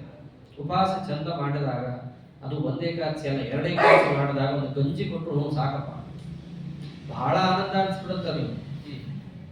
ಇದು ಇಂದ್ರಿಯ ಜಯಕ್ಕೆ ಒಂದು ಮಾರ್ಗ ಅಂತ. ಅಂದ್ರೆ ಇಂದ್ರಿಯಗಳ ಶಕ್ತಿಯನ್ನ ಕುಂದಿಸಿ ಇಂದ್ರಿಯಗಳನ್ನ ಹತೋಟಿಯಲ್ಲಿ ಇಟ್ಕೊಳ್ಳೋದು, ಇದು ಒಂದು ಮಾರ್ಗ ಇದೆ. ಅದಕ್ಕಿರೋದೇನು? ನಿರಾಹಾರಸ್ಯ, ಉಪವಾಸ ಮಾಡೋದು. ಉಪವಾಸ ಹೆಂಗ್ ಮಾಡ್ತೀವಿ? ಬಹಳ ಚೆನ್ನಾಗಿ ಹೇಳ್ತಾರೆ ಇಲ್ಲಿ. ನಾವೇನು ದಿನ ಉಪವಾಸ ಮಾಡ್ತೇವೆ? ದಿನ ಮಾಡಲ್ಲ. ಇವೆಲ್ಲ ಮನುಷ್ಯರನ್ನ ನೋಡಿಕೊಂಡು ಪರಮಾತ್ಮ ಹೇಳ್ತಿರೋದು. ನಾವು ಅಲ್ಲೇ ಮುಳುಗಿ ದಿನನಿತ್ಯ ಅಭ್ಯಾಸ ಮಾಡ್ಕೊಂಡವ್ರಿಗೆ ನಿರಾಹಾರ ಅಂತ ಅನ್ನೋದು ಕೇಳ್ಬಿಟ್ರೆ ಬಹಳ ಕಷ್ಟ ಅವ್ರಿಗೆ. ಅಷ್ಟೇ ಈಗಿನ ಕಾಲದಲ್ಲಿ ಏಕಾದಶಿ 15 ದಿನಕ್ಕೊಮ್ಮೆ ಮಾಡ್ರಿ ಅಂತ ಆಶ್ಚರ್ಯ ಪಡ್ತಾರೆ. ಏಕಾದಶಿ ಮಾಡ್ತೀರಾ? ಎಲ್ಲ ತಿನ್ನೋದು ಬಿಟ್ಬಿಡ್ತೀರಾ? ನೀರು ಬಿಟ್ಬಿಡ್ತೀರಾ? ಬದುಕ್ತೀರೇನ್ರಿ ನೀವು? ಹೌದಪ್ಪ, ಬದುಕ್ತೀವಿ, ಚೆನ್ನಾಗೇ ಇರ್ತೀವಿ, ಇನ್ನೂ ಆರೋಗ್ಯಕರವಾಗಿರ್ತೀವಿ. ಯಾಕೆ? ನಮ್ಗೆ ಅಭ್ಯಾಸ ಆಗಿದೆ. ಅದನ್ನ ಆ 15 ದಿನಕ್ಕೆ ಒಂದ್ಸರ್ತಿ ನಾವು ಸಣ್ಣ ಹುಡುಗರು ಇದ್ದಾಗಿಂದ ಮಾಡ್ಕೊಂಡು ಬಂದಿರೋದ್ರಿಂದ ನಮ್ಮ ಮನಸ್ಸು ಅಡ್ಜಸ್ಟ್ ಆಗ್ಬಿಟ್ಟಿರ್ತದೆ. ಇದು ಬೇಡ, ಇವತ್ತಿನ ದಿವಸ ತಿಂದೇ ಇದ್ರು ನನ್ಗೇನು ಆಗಲ್ಲ, ಅವತ್ತು ಆರಾಮ್ ಇರ್ತೀವ. ಅದೇ ಪಂಚಮಿನೋ ಷಷ್ಠಿನೋ 3 ಗಂಟೆ ಊಟ ಆಗ್ಬಿಟ್ರೆ ಬಹಳ ಒದ್ದಾಡ್ ಹೋಗ್ಬಿಡ್ತೀವಿ ನಾವು. ಅಯ್ಯೋ ತಡ ಆಗೋಯ್ತು ಊಟ, ಉಪವಾಸನೆ ಬಿದ್ದಿರ್ತೀವಿ ಒಂದಿನ, ಅವಾಗ ಏನ್ ಅನ್ಸಲ್ಲ. 3 ಗಂಟೆ ಆಗೋಯ್ತು, ಎಷ್ಟು ತಡ ಆಗೋಯ್ತು. ಯಾಕೆ? ನಮ್ಮ ಮನಸ್ಸು ನಮ್ಗೆ ನಾವು ಟ್ರೈನ್ ಮಾಡಿರ್ತೀವಿ. ಅದನ್ನೇ ಅಂತ ನಿರಾಹಾರಸ್ಯ, ಆಹಾರ ಕೊಡದೆ ನಾವು ನಮ್ಮ ಮನಸ್ಸನ್ನ ಸರಿಯಾಗಿ ಒಂದು ಹತೋಟಿಯಲ್ಲಿ ಬೆಳೆಸಿದಾಗ ವಿಷಯಗಳನ್ನು ಕೊಡದೇ ಇದ್ರೂ ಮನಸ್ಸೇನು ಅನ್ನೋದೇ ಇಲ್ಲ. ಪ್ರತ್ಯುತ ನಿಮ್ಮ ಮನಸ್ಸಲ್ಲಿ ಹೋಗೋದೇ ಇಲ್ಲ. ನಾಲಿಗೆ ಅದು ಬೇಕು ಅಂತನ್ನಲ್ಲ, ಕಣ್ಣದನ್ನು ನೋಡ್ಬೇಕು ಅಂತನ್ನಲ್ಲ. ಯಾಕೆ ನಿಮ್ಗೆ ಹಂಗೆ ಸಿದ್ಧ ಆಗೋಗಿದೆ ಅಂದ್ರೆ ಹಿಂದೆ ನಾವು ತಯಾರು ಮಾಡಬೇಕು ಇಂದ್ರಿಯಗಳನ್ನ. ಅಥವಾ ನಿರಾಹಾರಸ್ಯ, ನಾವು ದಿನದಲ್ಲಿ ಎಷ್ಟು ಸತಿ ಆಹಾರ ತಗೊಳ್ತೀವಿ? 2 ಬಾರಿ, 3 ಸತಿ ತಿಂದು ರೋಗ. ಹೇಳಿದಾರಲ್ಲ, ಒಬ್ಬತ್ತು ತಿನ್ನೋನು ಯೋಗಿ, ಇದೆಲ್ಲ ಗೊತ್ತಿದೆ, ನಾ ಏನು ಹೆಚ್ಚು ಹೇಳೋಲ್ಲ. ಹಾಗಾಗಿ ಊಟ ಮಾಡೋದು ಎಷ್ಟೊತ್ತು ಮಾಡ್ತೀವಿ? ಮ್ಯಾಕ್ಸಿಮಮ್ 10-15 ತಾಸುಗಟ್ಟಲೆ ಅಂತ ಯಾರು ಊಟ ಮಾಡಲ್ಲ. ಉಳಿದ ಹೊತ್ತೆಲ್ಲ ಏನಾಗಿರುತ್ತೆ? ನಿರಾಹಾರಸ್ಯ, ಆಹಾರ ಇರಲ್ಲ ಹೊತ್ತಲ್ಲಿ. ಆ ಹೊತ್ತಿಗೆ ಏನಾದ್ರೂ ನಿಮ್ಮ ಇಂದ್ರಿಯಗಳು ಬೇಕು ಅನ್ನಂತ ಇಲ್ಲ ಅಂದ್ರೆ, ಒಂದು ವೇಳೆ ನಿಮಗೆ ವಿಷಯಗಳನ್ನ ಕೊಡ್ಲೇಬೇಕು ಅಂತ ಪಕ್ಷದಲ್ಲಿ ಕಂಟ್ರೋಲ್ ಮಾಡಿಕೊಡ್ರಿ. ಕಂಟ್ರೋಲ್ ತಾನೇ ಅವೆಲ್ಲ ನಾವು ಮಾಡೋದು. ದಿನದಲ್ಲಿ ಇಷ್ಟೊತ್ತಿಂದ ಇಷ್ಟೊತ್ತು, ಅಷ್ಟೊತ್ತೇ ನಾವು ಊಟ ಮಾಡೋದು, ಆಮೇಲೆ ಊಟ ಮಾಡೋದು, ಆಮೇಲೆ ನಿಮ್ಮ ಇಂದ್ರಿಯಗಳು ಕೇಳೋದು ಇಲ್ಲ. ಹಾಗೆ ಪರಮಾತ್ಮ ಇಲ್ಲಿ ಏನು ಹೇಳ್ತಾರೆ? ನಿಮ್ಮ ಇಂದ್ರಿಯಗಳು ನಿಮ್ಮ ಸ್ವಾಧೀನದಲ್ಲಿರಬೇಕು ಅಂತಂದ್ರೆ ಅದು ಹೇಳ್ದಂಗೆ ನೀವು ಕೇಳೋದಲ್ಲ, ನೀವು ಹೇಳ್ದಂಗೆ ಅದನ್ನ ಕೇಳೋ ಹಾಗಾಗಬೇಕು. ಹಂಗಾಗಬೇಕು ಅಂದ್ರೆ ಏನು? ಅದು ಉಪವಾಸ ಆಗ್ತದೆ. ಅವಾಗ ಅದನ್ನ ನೀವು ಹೇಳ್ದಂಗೆ ಕೇಳುತ್ತೆ. ಅದನ್ನೇ ಅಂತ ಅವಾಗ ನೀವು ಮಾಡಿದರೆ ಅದರ ಶಕ್ತಿ ಕುಂದಿ ನೀವು ಏನು ಕೊಡ್ತೀರಾ ಅದನ್ನು ಅದು ತಗೊಳುತ್ತೆ. ಕಣ್ಣು ಮುಚ್ಚಿದಾಗ ನಿಮ್ಗೆ ಏಕಾದಶಿ ಮುಗೀತು, ಬೆಳಗಾಗಿದ್ದು ಯಾವಾಗ ತೀರ್ಥ ತಗೊಂಡೇನೋ ಅಂತ ಅನ್ಸಿರುತ್ತೆ. ಅದು ತೀರ್ಥ ತಗೊಳ್ಳೋದರ ಉದ್ದೇಶ ಇದ್ರೆ ಚಲೋ. ಊಟ ಯಾವಾಗ ಆಗುತ್ತೆ ಅಂತಂದ್ರೆ ಹೌದು ಭಗವತ್ ಪ್ರಸಾದ ಅಂತ ಅದನ್ನು ತಗೊಂಡ್ರೆ ಅದು ಒಳ್ಳೇದು. ನಾವು ಏನನ್ನ ಬಯಸ್ತೀವಿ ಅದು ನಮ್ಮ ಹಿಡಿತದಲ್ಲಿರ್ಬೇಕು. ಅವಾಗ ಅದು ಯಾವಾಗ ಬರುತ್ತೆ? ಇಂದ್ರಿಯಗಳಿಗೆ ನಾವು ಆಯ್ತು ನೀ ಕೂತ್ಕೋ, ನೀನು ಹೇಳ್ದಂಗೆ ನಾ ಕೇಳಲ್ಲ, ನಾ ಹೇಳ್ದಂಗೆ ನೀ ಕೇಳಬೇಕು. ಇದೇ ತಾನೇ ಜಯ ಶಬ್ದಾರ್ಥ. ಜಯ ಅಂದ್ರೆ ಅದೇನೇ. ಮತ್ತೆ ನಾವು ಹೇಳ್ದಂಗೆ ಅದಕ್ಕೆ ಕೇಳಿದ್ರೆ ಅದ್ರ ಮೇಲೆ ನಾವು ಗೆದ್ದಿದ್ದೀವಿ ಅಂತ. ಅದು ಹೇಳ್ದಂಗೆ ನಾವು ಕೇಳಿದ್ರೆ ಅಲ್ಲಿಗೆ ಸೋತಿದ್ದೀವಿ ಅಂತ ಅರ್ಥ. ಇದು ಒಂದು ಹಾದಿ. ಏನು? ಉಪವಾಸ ಕೂಡಬೇಕು. ಉಪವಾಸ ಅದು ಮಾಡೋ ಹಾಗೆ ನಮ್ಮ ಶಾಸ್ತ್ರದಲ್ಲಿ ಹೇಳಿದ್ದಾರೆ ಯಾವಾಗ ಹೇಗೆ ಉಪವಾಸ ಮಾಡಬೇಕು. ಅದಕ್ಕೆ ನಮ್ಮಲ್ಲಿ ಯಾಕೆ ಉಪವಾಸ ಇಟ್ಟು ಅದಕ್ಕೇನಿಟ್ಟಿದ್ದಾರೆ? ಹರಿವಾಸ ಅಂತ ಇಟ್ಕೋಬೇಕು ಹೆಸರು. ಸುಮ್ಮನೆ ನಮ್ಮಲ್ಲಿ ಏಕಾದಶಿ ಮಾಡ್ತಾ ಇಲ್ಲ. ನಾವು ಮಾಡ್ತಿರೋದು ಏಕಾದಶಿ ಯಾತಕ್ಕೋಸ್ಕರ? ಇಂದ್ರಿಯ ನಿಗ್ರಹಕ್ಕೋಸ್ಕರ, ತದ್ವಾರ ಭಗವಂತನ ಪ್ರೀತಿಗೋಸ್ಕರ. ಇದು ಏಕಾದಶಿಯ ಹಿನ್ನೆಲೆ. ಇಲ್ಲಿ ಹೇಳ್ತಾರೆ ಅದನ್ನೇ, ನಿರಾಹಾರಸ್ಯ ದೇಹಿನಃ. ಹೀಗೆ ನೀವೇನಾದ್ರೂ ಉಪವಾಸ ಮಾಡಿದ ಪಕ್ಷದಲ್ಲಿ ಇಂದ್ರಿಯಗಳ ಶಕ್ತಿ ಕುಂದುತ್ತೆ. ಇಂದ್ರಿಯಗಳು ಎರಡು, ಒಂದು ಬಾಹ್ಯೇಂದ್ರಿಯ, ಒಂದು ಅಂತರಿಂದ್ರಿಯ. ಉಪವಾಸಕ್ಕೆ ಹಾಕಿದ್ರೆ ನೀವು ಇಂದ್ರಿಯಗಳ ಶಕ್ತಿಯನ್ನು ಕಳ್ಕೊತೀರಿ, ಆದರೆ ಮನಸ್ಸಿನಲ್ಲಿರೋ ಇಚ್ಛೆ ಮಾತ್ರ ಹೋಗಲ್ಲ. ನಾಳೆ ಏನ್ ತಿಂದೇನು ಏನು ಬಿಟ್ಟೇನು ಅದು ಓಡುತ್ತಲೇ ಇರುತ್ತೆ ಮನಸ್ಸಲ್ಲಿ. ಅದಕ್ಕೆ ಅಂತ ರಸವರ್ಜಂ. ರಸ ಅಂತಂದ್ರೆ ಸ್ವಾರಸ್ಯಕರವಾದದ್ದು. ಯಾವುದಿದ್ರೆ ಆ ಇಂದ್ರಿಯಗಳಿಗೆ ಶಕ್ತಿ ಬಂದು ಅದನ್ನು ಆಸ್ವಾದಿಸುವ ಒಂದು ಸೌಭಾಗ್ಯ ಬರುತ್ತೋ ಅದು ರಸ. ಯಾವುದು? ಅಭಿಲಾಷೆ. ಅವನ ಒಳಗಡೆಯಿಂದ ಆ ಅಭಿಲಾಷೆ ಇತ್ತು, ಆಮೇಲೆ ಆ ಕಣ್ಣಿಗೋ ನಾಲಿಗೆಗೋ ಆ ಪದಾರ್ಥ ಬಿತ್ತು ಅನ್ನೋದು ಖುಷಿ ಪಡ್ತಾನೆ. ಅಭಿಲಾಷಣೆ ಇಲ್ಲ, ಆ ಪದಾರ್ಥ ಬಂದು ಇವನಿಗೆ ಬಿದ್ದರೂ ಇವನಿಗೆ ಅದರಿಂದ ಏನು ಸುಖ ಆಗಲ್ಲ. ಆದ್ದರಿಂದ ಸ್ವಾರಸ್ಯಕರವಾದದ್ದು ಯಾವುದು ಎಲ್ಲದಕ್ಕಿಂತ ಮನಸ್ಸಿನ ಅಭಿಲಾಷೆ. ಉಪವಾಸಕ್ಕೆ ಹಾಕಿದ್ರೆ ಇಂದ್ರಿಯಗಳ ಶಕ್ತಿ ಹೋಗ್ಬೋದು, ಮನಸ್ಸಿಂದೆಲ್ಲೂ ಹೋಗಲ್ಲ, ಅದು ಹಾಗೇ ಇರುತ್ತೆ. ಮತ್ತೆ ಅದನ್ನ ಯಾವಾಗ ಕಳ್ಕೊತಾನೆ? ಅದು ಪೂರ್ಣ ಕಳ್ಕೊಳ್ಳೋದು ಯಾವಾಗ? ರಸೋಪ್ಯಸ್ಯ ಪರಂ ದೃಷ್ಟ್ವಾ ನಿವರ್ತತೆ. ಪರಮಾತ್ಮನನ್ನ ಸಾಕ್ಷಾತ್ಕರಿಸಿಕೊಂಡಾಗ ಅದು ಪೂರ್ಣ ಮನಸ್ಸಿನ ಆಶಾಪಾಶಗಳನ್ನು ಇವರು ಬಿಡ್ತಾರೆ. ಅಲ್ಲಿ ತನಕ ಸ್ವಲ್ಪ ಇಟ್ಕೊಂಡಿರ್ತಾರೆ. ಈ ಗಜೇಂದ್ರನಿಗೂ ಹಾಗೆ ಆಯ್ತಲ್ಲ. ಸ್ವಾಮಿ ದರ್ಶನ ಕೊಡೋ ತನಕ ಅದು ಇದು ಕೈ ಕಾಲು ಆಡಿಸ್ತಾ ಇದ್ದ ಸೊಂಡ್ಲಿಂದ. ಇಡೀ ಮಡು ರಕ್ತದ ಮಡು ಆಗೋಗಿತ್ತದು ಸರೋವರ. ಅಷ್ಟಾದ್ರೂ ಸ್ತೋತ್ರ ಮಾಡ್ದ, ಎಲ್ಲ ಆಯ್ತು. ಸ್ತೋತ್ರ ಮಾಡಿದ ಮೇಲೂ ಕೂಡ ತನ್ನ ಸೊಂಡ್ಲಿಂದ ಆ ಕಡೆ ಈ ಕಡೆ, ಆ ಕಡೆ ಈ ಕಡೆ, ಇಲ್ಲಿಂದ ನನಗೆ ಸಿಗುತ್ತೇನೋ ಅಲ್ಲಿಂದ ಇಲ್ಲಿ ಸಿಗುತ್ತೇನೋ ಅಂತ ಕೈ ಆಡಿಸ್ತಾ ಇರ್ತಾನೆ. ಯಾವಾಗ ದೃಷ್ಟ್ವಾ ಗರುತ್ಮತೆ ಹರಿ ಖೌಪಾತ್ ಚಕ್ರಂ, ಆಕಾಶದಲ್ಲಿ ಪರಮಾತ್ಮನನ್ನು ನೋಡಿದಾಗ ಎಲ್ಲ ಬಿಟ್ಬಿಡ್ತಾನೆ. ಹೌದು, ಇಲ್ಲೇ ಇದ್ದಾರಲ್ಲ, ನಾನು ಅಲ್ಲಿ ಇಲ್ಲಿ ಯಾಕೆ ಸೊಂಡು ಹಾಕಿ ಕೈ ಆಡಿಸ್ತೀನಿ? ಆಗ ಉತ್ಕ್ಷಿಪ್ಯ ಸಾಂಬುಜಕರಂ ಗಿರಮಾಹ್ರ ನಾರಾಯಣ ಕೆಲವರು ಭಗವನ್ ನಮಸ್ತೆ. ಪರಮಾತ್ಮನ ದರ್ಶನ ಆಗೋ ತನಕ ಮನಸ್ಸಿನಲ್ಲಿ ಅಂಥ ಆಶಾಪಾಶಗಳು ಸ್ವಲ್ಪ ಉಳಿದೇ ಇರುತ್ತೆ. ಅವನ ಕಂಡ ಮೇಲೆ ಅದು ಕೂಡ ಸಿಡಿದು ಹೊರಟೋಗುತ್ತೆ. ಅದಕ್ಕೆ ಅಂತಿದ್ದು ಹಿಂದೆ ಸರ್ವಾನು ಪಾರ್ಥ ಮನೋಗತಾನ್. ಅಪರೋಕ್ಷ ಜ್ಞಾನಿಗಳು ಹೇಗಿರ್ತಾರೆ ಅಂತ ಕೇಳಿದಾಗ ಪ್ರಜಹಾತಿ ಯದಾ ಕಾಮನ ಪ್ರಜಹಾತಿ, ಚೆನ್ನಾಗಿ ಬಿಡ್ತಾನ ಅವನು. ಯಾಕೆ? ಅದು ಬರೋ ತನಕ, ಅಪರೋಕ್ಷ ಜ್ಞಾನ ಬರೋ ತನಕ ಒಂದು ಸ್ವಲ್ಪ ಇರುತ್ತೆ. ಅಪರೋಕ್ಷ ಬಂದ ಮೇಲೆ ಪ್ರಜಹಾತಿ ಯದಾ ಕಾಮಾನ್ ಸರ್ವಾನು ಪಾರ್ಥ ಮನೋಗತಾನ್. ಹಾಗಿರ್ತಾರೆ ಅಪರೋಕ್ಷ ಜ್ಞಾನಿಗಳು. ಆದ್ದರಿಂದ ಪರಮಾತ್ಮನನ್ನ ಕಾಣೋ ತನಕವೂ ಕೂಡ ಮನಸ್ಸಿನಲ್ಲಿ ಸ್ವಲ್ಪ ಆಶಾಪಾಶಗಳು ಇರುತ್ತೆ. ಅವನನ್ನ ಕಂಡ ಮೇಲೆ ಮನಸ್ಸಿನಲ್ಲಿರುವ ಆಶಾಪಾಶಗಳು ಹೋಗುತ್ತೆ. ಮನಸ್ಸು ಅನ್ನೋದು ಒಳಗಿಂದಾಯ್ತು, ಹೊರಗಿಂದ ನಿಗ್ರಹ ಉಪವಾಸ ಸಾಕು. ಇಂದ್ರಿಯಗಳ ಹತೋಟಿಗೆ ಬರುತ್ತೆ. ಕೇಳಿದವರಿಗೆ ಸ್ವಲ್ಪ ಕಿವಿಗೆ ಹೊಡೆದಂಗಾಗತ್ತೆ ಇವೆಲ್ಲ. ಇದು ಏನಿದು ಉಪವಾಸಕ್ಕೆ ಹಾಕುವಂತ ಕೃಷ್ಣ ಅಂದ್ರೆ ಆಗತ್ತಾ? ಅಥವಾ ಕೃಷ್ಣ ಹೇಳ್ತಾ ಇರೋದನ್ನೇ ನಾವು ಯಾಕೆ ಮಾಡಬೇಕು? ಕಾರಣ ಅಷ್ಟಾಂಗ ಯೋಗದಲ್ಲಿ ಈ ಪ್ರಕರಣ ಇದೆ. ಅಲ್ಲಿ ಅಷ್ಟಾಂಗ ಯಾವುದು? ಯಮ, ನಿಯಮ, ಆಸನ, ಪ್ರಾಣಾಯಾಮ. ಈ ನಾಲ್ಕಾದ್ರೆ ಪ್ರತ್ಯಾಹಾರ, ಧಾರಣ, ಧ್ಯಾನ, ಸಮಾಧಿ. ಪ್ರತ್ಯಾಹಾರ ಅಂದ್ರೆ ಏನು ಗೊತ್ತೇನು? ಇಂದ್ರಿಯಗಳನ್ನ ನಿಯಂತ್ರಣ ಮಾಡಿಕೊಳ್ಳುವಂತ ಒಂದು ಯೋಗ. ಆ ಪ್ರತ್ಯಾಹಾರವನ್ನು ಮಾಡಿನೇ ನಾವು ಇಂದ್ರಿಯಗಳನ್ನು ನಿಯಂತ್ರಣ ಮಾಡ್ಕೋಬಹುದಲ್ಲ. ಈ ಹೊರಗಿನ ಇಂದ್ರಿಯಗಳು ಹೋಗದಂತೆ ನಮ್ಮ ವಶದಲ್ಲಿ ಇಟ್ಕೊಳ್ಳುವಂತಹ ಒಂದು ಪ್ರಕ್ರಿಯೆ ಇದೆ. ಅದನ್ನು ಮಾಡೇನೆ ಇಂದ್ರಿಯಗಳನ್ನು ಹತೋಟಿ ಇಟ್ಕೋಬಹುದು ಅಲ್ಲ. ಅದೇನೋ ಮಾಡ್ತೀರಿ, ಮನಸ್ಸನ್ನು ಇಟ್ಕೋತೀರಿ. ಆ ಮನಸ್ಸು ಇಟ್ಕೋಬಹುದ್ರಿ. ನಿತ್ಯಾನಿತ್ಯ ವಸ್ತು ವಿವೇಕ ಇತ್ತು ಅಂದ್ರೆ ಮನಸ್ಸು ಹತೋಟಿಲಿರುತ್ತೆ. ಸಾಮಾನ್ಯ ಪದಾರ್ಥಗಳನ್ನ ಮನಸ್ಸು ಯಾಕೆ ಹಿಡಿಯುತ್ತೆ? ಅವೆಲ್ಲ ನನಗೆ ಬಹಳ ಸುಖ ಕೊಡುತ್ತೆ ಅನ್ಕೊಂಡು ಹಿಡಿತಾನೆ. ಇಲ್ಲಪ್ಪ ಇದೆಲ್ಲ ಅನಿತ್ಯ, ಇದರಿಂದ ನಿನಗೆ ಯಾವ ಸುಖನೂ ಇಲ್ಲ ಅಂತ ಅನ್ನೋದು ಮನಸ್ಸಿಗೆ ದೃಢ ಆಯಿತು ಅಂತಂದ್ರೆ ಮನಸ್ಸು ಹಿಡಿಯಲ್ಲ ಅಷ್ಟೇ. ಮನಸ್ಸು ಅದನ್ನು ಹಿಡಿದಿಲ್ಲ ಅಂತಂದ್ರೆ ತಾನೇ ಮನಸ್ಸು ನಮ್ಮ ಅಧೀನದಲ್ಲಿದೆ ಅಂತ ಅರ್ಥ. ನಮಗೆ ಬೇಕಾದ್ದನ್ನ ಮನಸ್ಸು ಹಿಡಿಬೇಕು, ಬೇಡಾದ್ದನ್ನು ಮನಸ್ಸು ಬಿಡಬೇಕು. ಇದೇ ಮನೋಜಯ. ಅದಕ್ಕೆ ನಿತ್ಯಾನಿತ್ಯ ವಸ್ತು ವಿವೇಕ ಅಂದ್ರೆ ವಿವೇಕ ಸಾಕು ಮನಸ್ಸನ್ನ ಗೆಲ್ಲಕ್ಕೆ. ಪ್ರತ್ಯಾಹಾರ ಸಾಕು ಇಂದ್ರಿಯಗಳನ್ನ ಗೆಲ್ಲಕ್ಕೆ. ನೀನೇನೋ ಅಪರೋಕ್ಷ ಜ್ಞಾನ ಬರೋ ತನಕ ಮನಸ್ಸು ಗೆಲ್ಲಕ್ಕಾಗಲ್ಲ. ಆಮೇಲೆ ಉಪವಾಸ ಬೀಳೋದ್ರಲ್ಲಿ ಇಂದ್ರಿಯ ಗೆಲ್ಲಕ್ಕಾಗಲ್ಲ. ಇಷ್ಟ್ಯಾಕೆ ಕಷ್ಟಪಡ್ತಾ ಇದ್ದೀವಿ? ಸುಲಭವಾಗಿ ಹೇಳ್ಬೋದಲ್ಲ ಅಂತ ಪ್ರಶ್ನೆ ಬಂದರೆ ಅದಕ್ಕೆ ಉತ್ತರ ಕೊಟ್ಟ, ಅವೆಲ್ಲ ಕಷ್ಟ, ಸುಮ್ಮನೆ ಅನ್ಕೊಂಡಿದ್ದೀಯ ಆಗತ್ತೆ ಅಂತ. ಆಗಲ್ಲ. ಯತತೋ ಹ್ಯಪಿ ಕೌಂತೇಯ ಪುರುಷಸ್ಯ ವಿಪಶ್ಚಿತಃ ಇಂದ್ರಿಯಾಣಿ ಪ್ರಮಾಥೀನಿ ಹರಂತೆ ಪ್ರಸಭಂ ಮನಃ. ಚೆನ್ನಾಗಿದೆ. ಯತತೋಪಿ, ನೀವು ಪ್ರಯತ್ನ ಪಟ್ಟರೂ ಕೂಡ ಪ್ರತ್ಯಾಹಾರ ಅಂದ್ರೆ ಅದೇ. ನೀವು ಪ್ರತ್ಯಾಹಾರವೆಂಬ ಪ್ರಯತ್ನ ಪಟ್ಟರೂ ಕೂಡ ಕೌಂತೆಯ ನಿನಗೆ ಸರಿಯಾಗಿ ಅರ್ಥ ಆಗಿಲ್ಲ.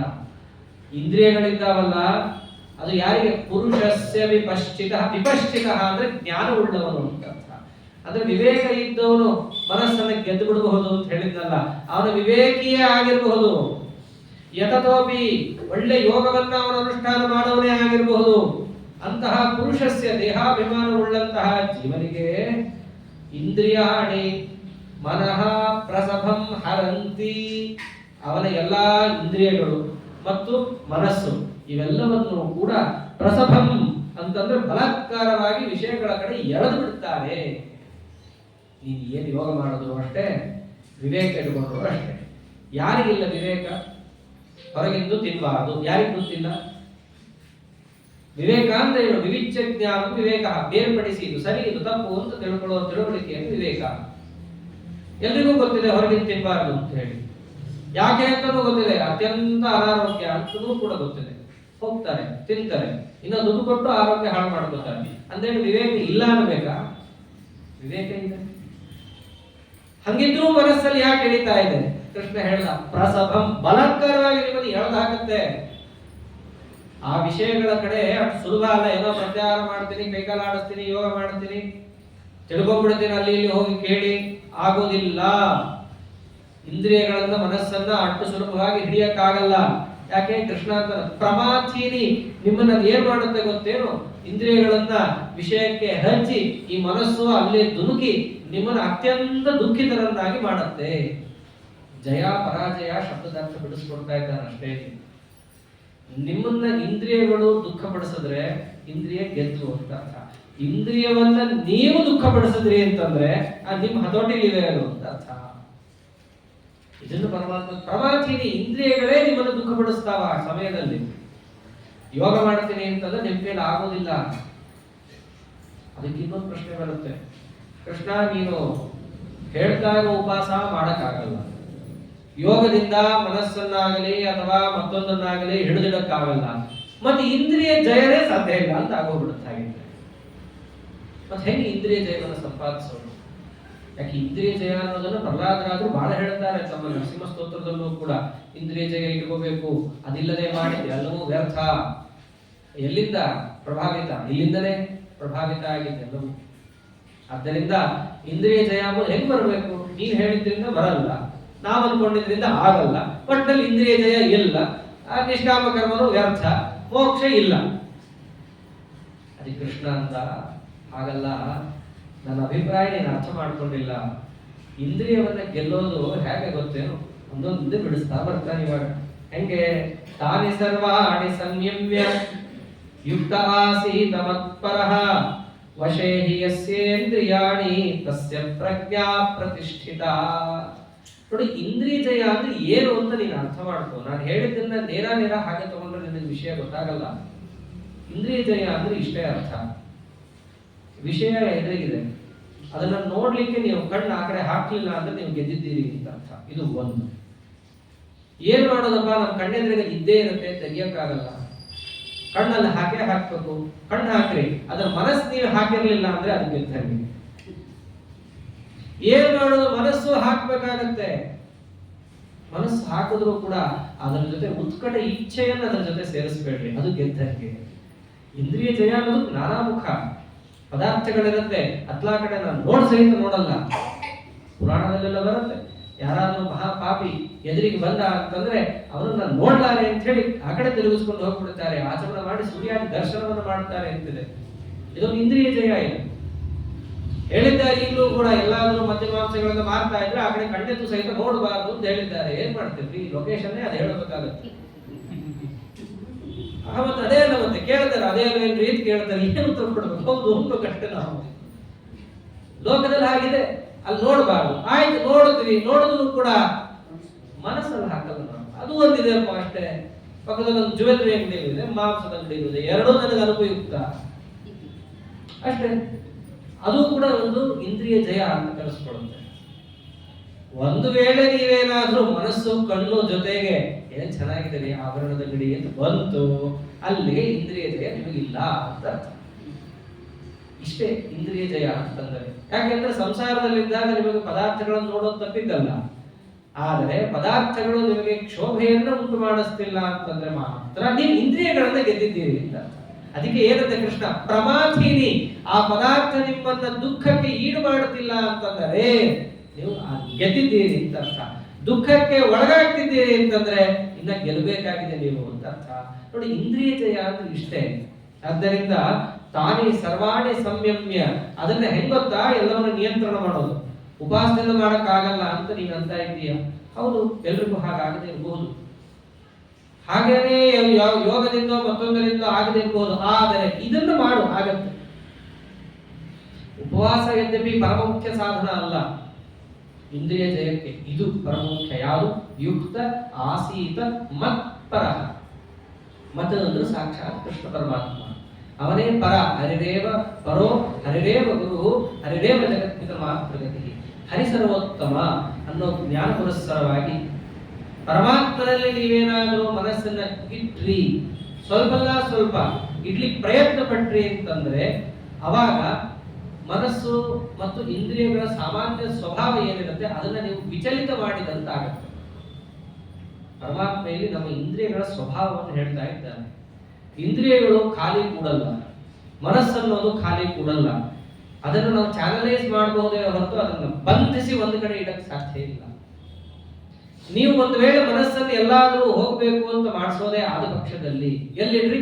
ಯುಕ್ತ ಆಸೀತ ಮತ್ಪರಃ, ನನ್ನ ಕಡೆ ಹಾಕು ಆ ಮನಸ್ಸನ್ನ, ನನ್ನ ಕಡೆ ಹಾಕು ಆ ಇಂದ್ರಿಯಗಳನ್ನ. ಅದಕ್ಕೆ ವಾದಿರಾಜ ಸ್ವಾಮಿಗಳವರು ಪ್ರಾರ್ಥನಾ ದಶಕದಲ್ಲಿ ಅದನ್ನೇ ಹೇಳ್ತಾ ಬರ್ತಾರೆ.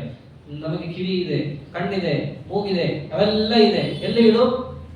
ನಮ್ಮ ಮೂಗನ್ನೆಲ್ಲ ಘ್ರಾಣ, ನಿನ್ನ ನಿರ್ಮಾಲ್ಯವನ್ನ ಆಘ್ರಾಣ ಮಾಡೋದಲ್ಲಾಗಲಿ, ಅದರಂತೆ ಬಾಯಿ ನಿನ್ನ ನೈವೇದ್ಯವನ್ನ, ಕೈಕಾಲಗಳಿದ್ರೆ ಸುಖತೀರ್ಥಸ್ಯ ಲೇಖನೆ ಕರೋ ಪದರ್ಚನೆ ನಿತ್ಯಂ ಸುಖತೀರ್ಥಸ್ಯ ಲೇಖನೆ. ಯಾಕೆ ಹೇಳಿದ್ದವೆಲ್ಲ? ಇಂದ್ರಿಯಗಳಿಗೆ ಏನೋ ಒಂದು ಕೆಲಸ ಕೊಡ್ಲೇಬೇಕು, ಖಾಲಿ ಕೂತ್ರ ಆಗೋದಿಲ್ಲ, ಖಾಲಿ ಕೂಡಲೂಬಾರದು. ಯಾಕೆ ಹೇಳಿದಾನೆ ಕೃಷ್ಣನೇ? ನಿನಗೆ ಅಕರ್ಮದಲ್ಲಿ ಸಂಘ ಇರಬಾರದು ಅಂತ. ಮಾತೇ ಸಂಗೋಸ್ತ ಕರ್ಮಣಿ, ಕೆಲಸ ಅಂತೂ ಮಾಡಲೇಬೇಕು, ವಿಷಯಗಳ ಕಡೆ ಹೋಗಲೇಬೇಕು. ನಮ್ಮ ಇಂದ್ರಿಯಗಳು ಹೋಗೋದೇ ಆದ ಪಕ್ಷದಲ್ಲಿ ಎಲ್ಲಿಗೆ ಹೋಗಲಿ? ಯುಕ್ತ ಆಸೀತ ಮತ್ಪರಃ, ಅವನ ಕಡೆ ಚಾನಲೈಸ್ ಮಾಡ್ಲಿಕ್ಕೆ ಪ್ರಯತ್ನ ಪಡಿ. ಒಮ್ಮೆಲೆ ಬರಲ್ಲ ಅದು, ಕ್ರಮೇಣ ಅಭ್ಯಾಸೇನ ಕೌಂತೆಯ ವೈರಾಗ್ಯೇಣ ದೃಶ್ಯತೆ ಅಂತ ಮುಂದೆ ಅಂತಾನೆ. ಹೇಳಿದ್ರು ಅಂತ ಹೇಳಿ ಒಂದೇ ದಿನಕ್ಕೆ ಕೂತ್ಕೊಂಡು ಮಾಡ್ತೀವಿ ಅಂತಂದ್ರೆ ಇನ್ನಷ್ಟು ಮನಸ್ಸು ಹದಗೆಟ್ಟು ಹೋಗುತ್ತೆ. ಅದಕ್ಕೇನು ಮಾಡಬೇಕು? ಕ್ರಮೇಣ, ಹೌದು ಇಷ್ಟು ಹೇಳಿದ್ದಾರೆ, ಇಷ್ಟಿಷ್ಟು ಮಾಡೋಣ. ನಾವೇನ್ ಮಾಡ್ತೀವಿ ದಿನಾಗ್ಲು? ಮೊದಲು ಹರಿವಾಯ ಸ್ತುತಿ, ರಾಯರ ಸ್ತೋತ್ರ, ವಿಷ್ಣು ಸಹಸ್ರನಾಮ, ಇಷ್ಟನ್ನಂತೂ ಅನುಚಾರವಾಗಿ ನಿತ್ಯ ಮಾಡ್ಕೊಂಡು ಬರ್ತೀವಿ. ಆಮೇಲೆ ಅಟ್ಟಕ್ಕೆ ಕೂತ್ಬಿಡಬಾರ್ದು. ಆಮೇಲೆ ನಮ್ಮ ವಾಗೇಂದ್ರಿಯವನ್ನು ಇನ್ನೊಂದಿಷ್ಟು ಹೆಚ್ಚೆಚ್ಚು ಬೆಳೆಸ್ಕೊಂಡು ಹೋಗ್ಬೇಕೆ ಹೊರತು ನಾವಿಷ್ಟೇ ಮಾಡೋದು ನಮ್ಗೆ ಆಗೋದೇ ಎಷ್ಟು ಅಂತ ಕೂತ್ರೆ ನೀನ್ ಇರೋದೇ ಇಲ್ಲಿ ಅಂತ ಪರಮಾತ್ಮ ತಲೆ ಹೊಡೆದು ಅಲ್ಲೇ ಕೂಡಿಸ್ತಾರೆ. ನಾವು ಹೇಗಿರ್ಬೇಕು? ಆಗುತ್ತೇನೆ ವರ್ಧಮಾನ ಅಂತ. ಅದು ಬರೀ ಅಪರೋಕ್ಷ ಜ್ಞಾನಿಗಳ ಆನಂದ ಅಷ್ಟೇ ಅಲ್ಲ, ನಮ್ಮ ಸಾಧನೆಯೂ ಕೂಡ ದಿನದಿಂದ ದಿನಕ್ಕೆ ವರ್ಧಮಾನ ಆಗಬೇಕು. ಕೃಷ್ಣ ಕೇಳೋದು ಇದೆ, ವಾದಿರಾಜರು ಇದೇ ಪ್ರಶ್ನೆಯನ್ನೇ ಹಾಕೊಳ್ತಾರೆ ರುಕ್ಮಿಣೀಶ್ ವಿಜಯದಲ್ಲಿ. ಅಕ್ರೂರ ಕೃಷ್ಣನ್ ಕರ್ಕೊಂಡು ಹೋಗ್ಲಿಕ್ಕೆ ಬಂದಾಗ ದೇವರು ಅವನನ್ನ ಪ್ರಶ್ನೆ ಮಾಡ್ತಾನೆ. ಇವನ್ ದೇವರನ್ನ ಕೇಳಕ್ಕೆ ಇನ್ನು ಉಳಿದೇ ಇರಲ್ಲ. ಯಾಕೆ? ದೇವರು ಇವನನ್ನ ಕೇಳಬೇಕು, ಹೇಗಿದೆಯಾ ಅಂತ. ಯದ್ಯಪಿ ಯೋಗಕ್ಷೇಮ ಎಲ್ಲ ಯಾರು ಬಂದಿರ್ತಾರೋ ಅವ್ರನ್ನ ಕೇಳಬೇಕಂತ ದೇವರು ಕೇಳ್ತಾರ ಅವನನ್ನ. ಇದರಿಂದ ಏನಂತಾರೆ ವಾದಿರಾಜರು? ನಾವೆಲ್ಲ ಅನ್ಕೊಂಡ್ಬಿಟ್ಟಿರ್ತೀವಿ, ಯಾಕೆ ದೇವರು ನಮ್ಮ ಎದುರಿಗೆ ಬರಬಾರ್ದು? ಬಂದ್ಬಿಡ್ಬೋದಲ್ಲ, ನಾವೇನ್ ಕಮ್ಮಿ, ನಾವು ಒಂದು ಭಕ್ತರೇ ತಾನೆ, ಯಾವತ್ತೋ ಒಂದಿನ ಕಾಣಿಸ್ಕೊಳ್ತಾನೆ, ಇವತ್ತೇ ಯಾಕೆ ಕಾಣಿಸ್ಕೋಬಾರ್ದು? ಹೀಗೆಲ್ಲ ಇರುತ್ತಲ್ಲ. ವಾದಿರಾಜರು ಅಂತಾರೆ ಅದಕ್ಕೆ, ದೇವರು ಬಂದ್ರೆ ಅವನೊಂದಿಷ್ಟು ಪ್ರಶ್ನೆಗಳನ್ನು ಕೇಳುತ್ತಾನೆ. ಆ ಪ್ರಶ್ನೆಗಳಿಗೆ ಸರಿಯಾಗಿ ನೀವು ಉತ್ತರ ಕೊಟ್ರಿ, ನೀವು ಪಾಸ್ ಆಗಿದ್ದೀರಿ, ನಿಮ್ಮನ್ನ ಎದುರಿಗಿರ್ತಾನೆ, ಕಾಣಿಸ್ಕೊತಾನೆ, ಎಲ್ಲ ನೀವು ಹೇಳಿ ಕೇಳ್ತಾನೆ. ಆ ಪ್ರಶ್ನೆಗಳಿಗೆ ಉತ್ತರ ತಯಾರಾಗಿರ್ಲಿಲ್ಲ ಅಂದ್ರೆ ನೀವು ಏನ್ ಮಾಡಿದ್ರು ಅವ್ನು ಬರಲ್ಲ. ಅಲ್ಲ, ಅವನು ಕೇಳ್ತಾನಂತೆ ದೇವರ. ಅಕ್ರೂರನಿಗೆ ಬಹಳ ಚೆನ್ನಾಗಿದೆ. ಕ್ಷೇಮಕ್ಕೆ ಸವನ ಪಿತಾಚ ಕುಶಲಿ ಸ್ವಾಧ್ಯಾಯ ತೀರ್ಥಾಪ್ತಿ ಕ್ಷೇಮನ. ಫಸ್ಟ್ ಪ್ರಶ್ನೆ, ನಾನು ಏನ್ ನಿನಗೆ ಕೊಟ್ಟಿದ್ದೇನೋ ಸಂಸಾರದಲ್ಲಿ ಸಾಧನ ಸಂಪತ್ತು ಅಂತ, ಅದನ್ನ ಸರಿಯಾಗಿ ಉಳಿಸ್ಕೊಂಡಿದೀಯಾ? ಏನೂ ಉಳಿಸ್ಕೊಂಡಿಲ್ಲ. ಶರೀರ ಉಳಿಸ್ಕೊಂಡಿದೀವ, ಇಂದ್ರಿಯ ಉಳಿಸ್ಕೊಂಡಿದೀವಿ, ಎಲ್ಲ ಅವರೇ ತಾನೇ ಕೊಟ್ಟಿರೋದು. ಯಾರು ಸರಿಯಾಗಿ ಉಳಿಸ್ಕೊಂಡಿಲ್ಲ. ಮೊದಲನೇ ಪ್ರಶ್ನೆ ಹೋಯ್ತು. ಹಾಗೆ ಕೇಳ್ತಾ ಬಂದು ಕಡೆಗೆ ಒಂದ್ ಮಾತಂತಾನೆ, ಕಿಂ ಸಂಸಾರ ವಿಮುಕ್ತಯೇ ಪ್ರಯತಸೆ. ಅಕ್ರೂರ, ಸಂಸಾರದಿಂದ ಹೊರ ಹೋಗ್ಲಿಕ್ಕೆ ದಿನದಿಂದ ದಿನಕ್ಕೆ ಒಂದಲ್ಲ ಒಂದು ಹೆಚ್ಚಿನ ಪ್ರಯತ್ನ ಮಾಡ್ತಿದ್ದೀಯಾ? ಇಲ್ಲ ಅದೇ ಪ್ರಯತ್ನ ಮಾಡ್ಕೊಂಡು ಅಲ್ಲೇ ಕೂತಿದ್ದೀಯಾ? ಅಂದ್ರೇನು, ನಮ್ಮ ಡೆವಲಪ್ಮೆಂಟ್ ದಿನದಿಂದ ದಿನಕ್ಕೆ ಏನಾಗ್ತಿರ್ಬೇಕು, ಬೆಳೀತಿರ್ಬೇಕು.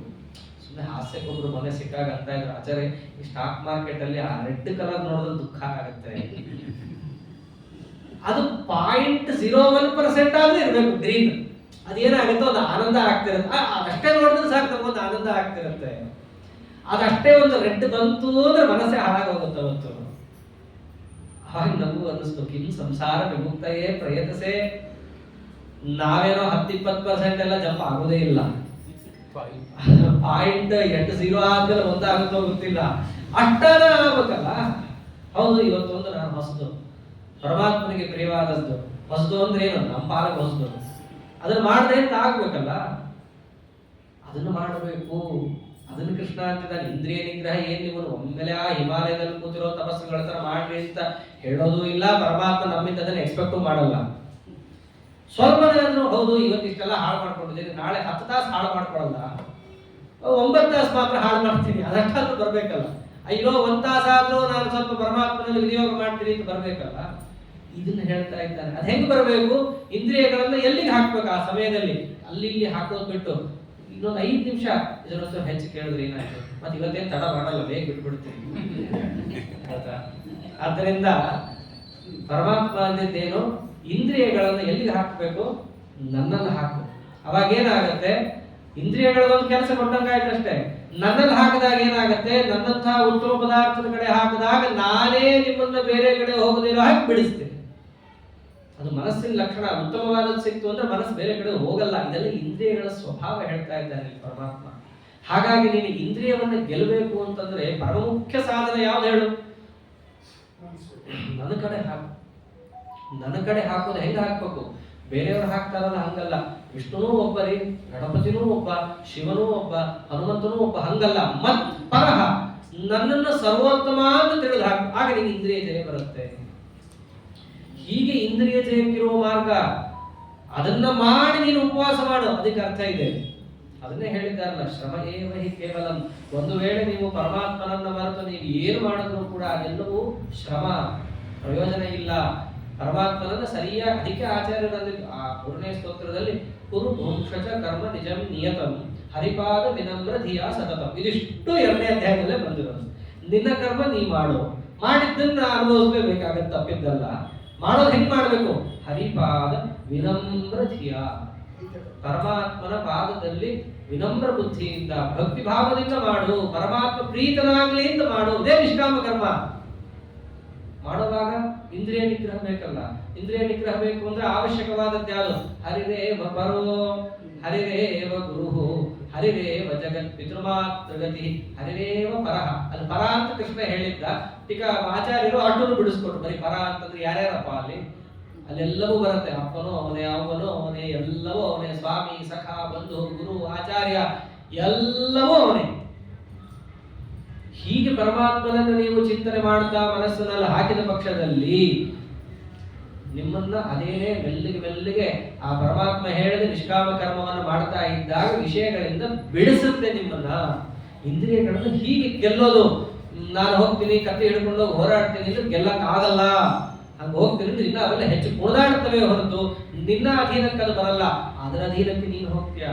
ಆದ್ದರಿಂದ ಇಂದ್ರಿಯಗಳನ್ನು ನೀನು ಹತೋಟಿಯಲ್ಲಿ ಇಟ್ಕೋಬೇಕು. ಇಷ್ಟೆಲ್ಲ ಯಾಕೆ ಹೇಳಿದ್ದು? ಅಪರೋಕ್ಷ ಜ್ಞಾನಕ್ಕೆ ಇದು ಬಹಳ ಮುಖ್ಯ. ನಿಷ್ಕಾಮ ಕರ್ಮ ಒಂದ್ರ ಜೊತೆ ಅಷ್ಟೇ ಅಲ್ಲ, ಇಂದ್ರಿಯ ಜಯನೂ ಅದಕ್ಕೆ ಬಹಳ ಮುಖ್ಯ ಆಗತ್ತೆ. ಹಾಗಿದ್ರೆ ನಮಗೆ ಇಂದ್ರಿಯ ಜಯವನ್ನ ಸಾಧಿಸಬೇಕು ಅಂತಂದ್ರೆ ಒಟ್ಟು ಏನ್ ಬೇಕಾಯ್ತು? ಇವಾಗ ಪರಮಾತ್ಮನಲ್ಲಿ ಮನಸ್ಸಿಡೋದು ಫಸ್ಟ್, ಒಂದೇ ಸಾಕ. ಈಗ ಹೇಗೆ ನಿಷ್ಕಾಮ ಕರ್ಮ ಮಾಡಿ ಮನಸ್ಸಿನಲ್ಲಿರೋ ಕೊಳೆ ತೆಗೆದಾಗ ಇಂದ್ರಿಯ ಜಯದಿಂದ ಕೊಳೆ ಇನ್ನೊಮ್ಮೆ ಅಂಟದಂತೆ ಮಾಡಬಹುದು, ಇಂದ್ರಿಯ ಜಯವನ್ನು ಸಾಧಿಸಬೇಕಾದ್ರೆ ಪರಮಾತ್ಮನಲ್ಲಷ್ಟೇ ಮನಸ್ಸಿಟ್ಟು ಸಾಕ. ಇನ್ನೇನಾದ್ರೂ ಅದಕ್ಕೆ ಕಾರಣಗಳಿದೆಯಾ? ಇಲ್ಲ, ಇದೆ. ಪರಮಾತ್ಮನಲ್ಲಷ್ಟೇ ಮನಸ್ಸಿಟ್ಟು ಸಾಲದು. ಇನ್ನೇನಿದೆ ಅಂತಂದ್ರೆ ರಾಗದ್ವೇಷದಿಂದ ಅವನು ದೂರನಾಗಿರ್ಬೇಕು. ರಾಗದ್ವೇಷದಿಂದ ದೂರ ಯಾಕೆ ಆಗ್ತಾನ ಅವನು? ಸದಾ ಅದರಲ್ಲೇ ಬಿದ್ದು ಹೊರಲಾಡ್ತಾ ಇದ್ದಾನಲ್ಲ. ಅದಕ್ಕೆ ಪರಮಾತ್ಮ ಅಂದ, ರಾಗದ್ವೇಷಗಳಿಂದ ಯಾವಾಗ ದೂರ ಆಗ್ತಾನೆ, ರಾಗದ್ವೇಷಗಳಿಂದ ಆಗುವ ಅನರ್ಥ ಏನು ಅನ್ನೋದನ್ನ ತಿಳ್ಕೋಬೇಕು. ರಾಗದ್ವೇಷಗಳ ಕಾರಣ ಏನು ಇದನ್ನ ತಿಳ್ಕೋಬೇಕು. ಅದನ್ನು ತಿಳ್ಕೊಂಡಾಗ ಏನಾಗುತ್ತೆ, ಅಯ್ಯೋ ಇಂಥ ಅನರ್ಥ ಇದೆಯಾ ಇದರಿಂದ ಅಂತ ತಿಳ್ಕೊಂಡು ವಿವೇಕಿಯಾದವನು ಹಿಂದೆ ಬರ್ತಾನೆ. ನಮಗ ರಾಗದ್ವೇಷಗಳ ಅನರ್ಥದ ಪ್ರಾಮಾಣ್ಯ ನಿಶ್ಚಯ ಬುದ್ಧಿ ನಮಗಿಂದ ಬಂದಿಲ್ಲ. ಅದಕ್ಕೆ ಪರಮಾತ್ಮ ಏನು ಮಾಡ್ತಾನೆ ನೋಡು, ಇಂದ್ರಿಯವನ್ನ ಗೆಲ್ಲಬೇಕಾದರೆ ಪರಮಾತ್ಮನಲ್ಲಿ ಮನಸ್ಸಿಡೋದರ ಜೊತೆ ರಾಗದ್ವೇಷಗಳನ್ನು ಬಿಡಬೇಕು. ಯಾವಾಗ ಬಿಡ್ತಾನೆ? ರಾಗದ್ವೇಷಗಳ ಅನರ್ಥತೆ ಎಷ್ಟಿದೆ ಅಂತ ತಿಳ್ಕೊಂಡಾಗ ಬಿಡ್ತಾನೆ. ಮತ್ತಷ್ಟೇ ಅಲ್ಲ, ರಾಗದ್ವೇಷಗಳು ಹೇಗೆ ಹುಟ್ಟುತ್ತವೆ ಅದು ಗೊತ್ತಾಗಬೇಕಲ್ಲ. ಅನರ್ಥ ಇದೆ ಅಂತ ಮಾತ್ರ ಬಿಡಕ್ಕಾಗಲ್ಲ. ಅದಕ್ಕೆ ಮೂಲ ಯಾವುದು ಅಂತ ನೋಡಿ ಅಲ್ಲಿ ಕೊಡ್ಲಿ ಪೆಟ್ಟು ಹಾಕಿದ್ರೆ ಮಾತ್ರ ಅದನ್ನು ಬಿಡ್ಲಿಕ್ಕಾಗುತ್ತೆ. ಅದಕ್ಕೋಸ್ಕರವಾಗಿ ಕೃಷ್ಣ ಏನು ಹೇಳ್ತಿದ್ದಾನೆ, ರಾಗದ್ವೇಷಗಳ ಕಾರಣ ಏನು, ರಾಗದ್ವೇಷಗಳ ಅನರ್ಥ ಏನು, ಅದರ ಫಲ ಏನಾಗತ್ತೆ ಅನ್ನೋದನ್ನ ತಿಳಿಸಕ್ಕೆ ಮುಂದೆ ಹೇಳ್ತಾ ಇದ್ದಾನೆ. ರಾಗದ್ವೇಷ ಹೆಂಗಾಗತ್ತೆ ಗೊತ್ತೇನು? ಧ್ಯಾಯತೋ ವಿಷಯಾನ್ ಪುಂಸಃ ಸಂಗಸ್ತೇಷು ಉಪಜಾಯತೆ ಸಂಗಾತ್ ಸಂಜಾಯತೆ ಕಾಮಃ ಕಾಮಾತ್ ಕ್ರೋಧೋ ವಿಜಾಯತೆ ಕ್ರೋಧಾತ್ ಭವತಿ ಸಮ್ಮೋಹಃ ಸಮ್ಮೋಹಾತ್ ಸ್ಮೃತಿ ವಿಭ್ರಮಃ ಸ್ಮೃತಿ ವಿಭ್ರಂಶಾತ್ ಬುದ್ಧಿನಾಶಃ ಬುದ್ಧಿನಾಶಾತ್ ಪ್ರಣಶ್ಯತಿ. ಇದು ಐಹಿಕವಾಗಿಯೂ ಕೂಡ ಅತ್ಯಂತ ಉತ್ಕೃಷ್ಟವಾದ ಮಾತು. ಐಹಿಕವಾಗಿ, ಪಾರಂಪರಿಕವಾಗಂತೂ ಸರ್ವೋತ್ಕೃಷ್ಟವೇ. ಐಹಿಕವಾಗಿ ನೋಡಿದ್ರು ಕೂಡ ಹಾಗೆ. ಯಾವುದಾದ್ರೂ ಒಂದು ವಿಷಯವನ್ನೇ ನೀವು ಮನಸ್ಸಿನಲ್ಲಿ ತಿಳ್ಕೊಳ್ಳೋದಲ್ಲ, ಧ್ಯಾನ ಮಾಡೋದು. ಕೃಷ್ಣ ಬಹಳ ಚೆನ್ನಾಗಂತ, ಧ್ಯಾಯತೋ ವಿಷಯಾನ ಪುಂಸ. ಧ್ಯಾನ ಅಂದ್ರೇನು? ಪುನಃ ಪುನಃ ಅದರ ಬಗ್ಗೆಯೇ ನಿಮ್ಮ ಮನಸ್ಸಿನಲ್ಲಿ ಅದನ್ನು ತಗೊಳ್ಳೋದು. ಒಂದು ಸರ್ತಿ ನೋಡೋದು ಮುಖ್ಯ ಅಲ್ಲ, ಅದರ ಬಗ್ಗೆ ನೀವು ಪುನಃ ಪುನಃ ಮನಸ್ಸಿನಲ್ಲಿ ತಗೊಂಡ್ರಿ ಅಂತಂದರೆ ಸಂಗಸ್ತೇಷು ಉಪಜಾಯತೆ, ನಿಮ್ಮ ಮನಸ್ಸು ಅದಕ್ಕೆ ಹೋಗಿ ಹತ್ಕೊಂಡ್ಬಿಡುತ್ತೆ. ವಸ್ತುತಃ ನಮ್ಮ ಮನಸ್ಸು ಬಹಳ ಚೆನ್ನಾಗೇ ಇದೆ. ನಾವು ಸುಮ್ಮನೆ ಒಂದ್ಸರ್ತಿ ನಮ್ಮ ಮನಸ್ಸಿಗೆ ಏನಾದರೂ ವಿಷಯ ಹಾಕಿದ್ರೆ ಅದು ತಗೊಳ್ಳಲ್ಲ. ಪುನಃ ಪುನಃ ಅದಕ್ಕೆ ಹೊಡೆದು ಹೊಡೆದು ಹೊಡೆದು ಇದು ತಗೋ ಅಂತ ನಾವು ಬಲಾತ್ಕಾರ ಮಾಡಿದ್ರೆ ಮಾತ್ರ ಆ ಮನಸ್ಸು ತಗೊಳುತ್ತೆ. ಸುಮ್ಮನೆ ಮನಸ್ಸನ್ನು ಬೈದರೆ ಅರ್ಥ ಇಲ್ಲ. ಅದಕ್ಕೆ ಪರಮಾತ್ಮ ಏನಂದ್ರೆ ಧ್ಯಾಯತಃ, ಬರೀ ಒಂದ್ಸರ್ತಿ ಮನಸ್ಸಿಗೆ ಹೋಗೋದಲ್ಲ, ನೋಡೋದಲ್ಲ, ಧ್ಯಾನ ಮಾಡಿದ್ರೆ ಮಾತ್ರ ಆಗ ಸಂಘ ಆಗುತ್ತೆ. ಮನಸ್ಸಿಗೂ ವಿಷಯಕ್ಕೂ ಸಂಘ. ಸಂಘ ಆಯಿತು ಅಂತಂದ್ರೆ ಸಂಘಾತ್ ಸಂಜಾಯತೆ ಕಾಮ, ಅಂದ್ರೆ ಬೇಕು ಅಂತ ಅಪೇಕ್ಷೆ ಹುಟ್ಟುತ್ತೆ. ಸುಮ್ಮನೆ ಬೇಕನ್ನಲ್ಲ, ಅದಕ್ಕೆ ಹತ್ಕೋಬೇಕು ಮನಸ್ಸು. ಅದು ಹೇಗಿದೆ ಅಂತ ತಿಳ್ಕೋಬೇಕು. ತಿಳ್ಕೊಂಡ್ರೆ ಅದು ಬೇಕು ಅಂತ ಹೇಳಿ ಅನ್ಸುತ್ತೆ. ಬರೀ ಅನ್ಸುತ್ತೆ, ಅನ್ಸಕ್ ತಕ್ಕಂಗೆ ಪ್ರಯತ್ನ ಮಾಡ್ತಾನೆ, ಪ್ರಯತ್ನಕ್ಕೆ ತಕ್ಕಂಗೆ ಸಿಗಲ್ಲ. ಯಾರ್ಯಾರೋ ಅಡ್ಡಿ ಹಾಕ್ತಾರೆ. ಅಡ್ಡಿ ಹಾಕಿದಾಗ ಏನಾಗುತ್ತೆ? ಕಾಮಾತ್ ಕ್ರೋಧೋ ಭಿಜಾಯತೆ. ಅಪೇಕ್ಷೆ ಪೂರ್ಣ ಆಗ್ಲಿಲ್ಲ ಅಂತಂದ್ರೆ ಬರೋದು ಸಿಟ್ಟು. ಇದೆಲ್ಲ ಬಹಳ ಚೆನ್ನಾಗಿ. ಒಬ್ಬನಿಗೆ ಸಿಟ್ಟು ಯಾಕೆ ಬರ್ತಾ ಇದೆ ಅಂತಂದ್ರೆ ಅವ್ನಿಗೆ ಏನೋ ಇದೆ, ಅದು ನೆರವೇರಿಲ್ಲ, ಅದು ಸಿಟ್ಟು ಬರ್ತಾ ಇದೆ. ಒಬ್ಬನಿಗೆ ಇದು ಯಾಕೆ ಇಷ್ಟ? ಅದನ್ನ ಮನಸ್ಸು ತುಂಬಾ ಹಚ್ಕೊಂಡಿದ್ದಾನೆ, ಅದಕ್ಕೆ ಇಷ್ಟ. ಯಾಕೆ ಹಚ್ಕೊಂಡ? ದಿನಾ ಅದ್ರ ಬಗ್ಗೆ ಯೋಚನೆ ಮಾಡ್ತಾ ಇದ್ದ, ಅದಕ್ಕೆ ಹಚ್ಕೊಂಡಿದ್ದಾನೆ. ಇವೆಲ್ಲ ಲೋಕದಲ್ಲಿ ನಾವು ಸುಮ್ಮನೆ ಸಿಟ್ಟು ಮಾಡ್ತಾರೆ ಅಂದ್ರೆ ಸುಮ್ಮನೆ ಯಾರೂ ಸಿಟ್ಟು ಮಾಡಲ್ಲ. ಸುಮ್ಮನೆ ನನ್ನ ಮೇಲೆ ಸಿಟ್ಟು ಮಾಡ್ತಾರೆ. ಇವೆಲ್ಲ ಲೋಕದಲ್ಲಿ ಪ್ರಯೋಗ ಇದೆಯಲ್ಲ, ಏನೋ ಗೊತ್ತಿಲ್ಲಪ್ಪ, ಸುಮ್ಮನೆ ಯಾರು ಮಾಡಲ್ಲ. ಅವ್ನಿಗೆ ಏನೋ ನೆರವೇರಬೇಕಾಗಿದೆ, ಅದು ಆಗ್ತಿಲ್ಲ, ಅದಕ್ಕೆ ಸಿಟ್ಟು ಬರ್ತಾ ಇದೆ ಅವನಿಗೆ. ಇವೆಲ್ಲ ಕೃಷ್ಣ ಲೌಕಿಕವಾಗೂ ಕೂಡ ಹೀಗೆ ತಾನೇ ಇರೋದು. ಸರಿ, ಕ್ರೋಧ ಬಂತು, ಕ್ರೋಧದಿಂದ ಮುಂದೇನಾಗುತ್ತೆ? ಕ್ರೋಧಾತ್ ಭವತಿ ಸಮ್ಮೋಹ. ಸಿಟ್ಟು ಬಂದಾಗ ಮೊದಲು ಆಫ್ ಆಗೋಗುತ್ತೆ ಬುದ್ಧಿ. ಆಫ್ ಆಗೋದಾಗ ಏನಾಗುತ್ತೆ? ಏನು ಮಾಡಬೇಕು ಏನು ಮಾಡಬಾರ್ದು ಅನ್ನೋ ವಿವೇಕ ಕಳ್ಕೊಂಡ್ಬಿಡ್ತಾನೆ. ಇದನ್ನು ಮಹಾಭಾರತದಲ್ಲಿ ಚೆನ್ನಾಗಿರ್ತಾರೆ, ವಿದುರರು ಚೆನ್ನಾಗಿರ್ತಾರೆ. ಸನತ್ ಸುಜಾತೀಯದಲ್ಲಿ ಬರುತ್ತೆ ಈ ಮಾತೆಲ್ಲ. ಒಂದು ಸರ್ತಿ ಮನುಷ್ಯನಿಗೆ ಸಿಟ್ಟು ಬಂದ್ರೆ ಅದು ಪುನಃ ಸಮಸ್ಥಿತಿಗೆ ಬರಬೇಕಂದ್ರೆ 1 ವಾರ ಬೇಕು ಅಂತ ಹೇಳ್ತಾರೆ. ಯದ್ಯಪಿ ನಮಗೇನೋ ಒಂದು 5 ನಿಮಿಷದಲ್ಲಿ ಸಿಟ್ಟು ಹೋಯ್ತು ಅಂತ ಅನ್ಸಿರಬಹುದು, ಆದ್ರೆ ಈ ತಂತಿಯನ್ನ ನುಡಿಸಿದಾಗ ಶಬ್ದ ನಿಂತಿರಬಹುದು ಅಥವಾ ನಾವು ಕೇಳೋದು ನಿಂತಿರಬಹುದು, ಆ ವೈಬ್ರೇಷನ್ ಇರದೇ ಇರುತ್ತೆ. ಹಾಗೆ ಆ ಸಿಟ್ಟು ಪೂರ್ಣ ನಿಲ್ಲಬೇಕು ಅಂತಂದ್ರೆ ಮನುಷ್ಯನಿಗೆ 1 ವಾರ ಬೇಕು ಅಂತ ಹೇಳ್ತಾರೆ. ಅಷ್ಟರಲ್ಲಿ ಇವನು 2 ಸರ್ತಿ ಆ ವೀಡಿಯೋ ಬಾರಿಸಿರ್ತಾನೋ, 2 ಸರ್ತಿ ಇವನು ಅಲ್ಲಾಡ ಹೋಗಿರುವಂತ ಬುದ್ಧಿ. ಆದ್ದರಿಂದ ಒಂದು ಸಿಟ್ಟನ್ನ ಕಂಟ್ರೋಲ್ ಮಾಡೋದು ಹೇಗಿದೆ ಅಂತ ಅದು ಬರುತ್ತೆ. ಅದರಿಂದ ಸಿಟ್ಟು ಮಾಡೋದು ಎಷ್ಟು ಬುದ್ಧಿ ಆಫ್ ಆಗೋಗುತ್ತೆ. ಅದನ್ನೇ ಹೇಳಿದ್ದು ಕ್ರೋಧಾತ್ ಭವತಿ ಸಮ್ಮೋಹ. ಒಮ್ಮೆ ನೀವು ಸಿಟ್ಟು ಮಾಡಿದ್ರಿ ಅಂತಂದ್ರೆ ಸಮ್ಮೋಹ, ಒಳ್ಳೆ ಮೋಹ. ಒಳ್ಳೆ ಮೋಹ ಅಂದ್ರೇನು? ಅದೇ ಸರಿ ಅನ್ನೋ ಮಟ್ಟಕ್ಕೆ ಮೋಹ ಅಂದ್ರೇನು? ಅಕಾರ್ಯೇಚ್ಛ. ರಾಯರ ಅರ್ಥ ಬರೀತಾರೆ. ಸಮ್ಮೋಹ ಅಂದ್ರೆ ಏನು? ಕೆಟ್ಟ ಕೆಲಸ ಮಾಡಲು ಬುದ್ಧಿ ಬರುತ್ತೆ. ಯಾವುದು ಸರಿ ತಪ್ಪು ಅನ್ನೋ ವಿವೇಕವನ್ನು ಕಳ್ಕೊಂಡ್ಬಿಡ್ತಾರೆ. ಅಷ್ಟೇ ಅಲ್ಲ, ಇನ್ನ ಸ್ಪಷ್ಟ ಹೇಳಬೇಕು ಅಂದ್ರೆ ಅಧರ್ಮದಲ್ಲಿ ಧರ್ಮ ಬುದ್ಧಿ ಬರುತ್ತೆ. ಇದೇ ಮೋಹ ಶಬ್ದಾರ್ಥ. ಅರ್ಜುನಗೂ ಅದೇ ತಾನೇ ಬಂದಿದ್ದು. ಬಾಂಧವರಲ್ಲಿ ಮೋಹ ಹೊಂದಿದ ಅಂದ್ರೇನು, ಅಧರ್ಮದಲ್ಲಿ ಧರ್ಮ ಬುದ್ಧಿ ಬಂತು ಅಂದ್ರೆ ಯುದ್ಧ ಬಿಟ್ಟು ಓಡ ಹೋಗೋದು ಸರಿ ಅನ್ನೋ ಬುದ್ಧಿ ಬಂತು. ಇದು ಯಾವಾಗ ಬರುತ್ತೆ? ಕ್ರೋಧದಿಂದ ಬರುತ್ತೆ. ಅಲ್ಲಿ ಅರ್ಜುನ ಸಿಟ್ಟೆಲ್ಲ ಮಾಡಕ್ ಅವಕಾಶ ಇಲ್ಲ, ಎದುರುಗಡೆ ಕೂತು ನಂಗಿದ್ದ, ಅದಕ್ಕೆ ಡೈರೆಕ್ಟ್ ಆಗಿ ಮೋಹ ಬಂತು ಅವನಿಗೆ.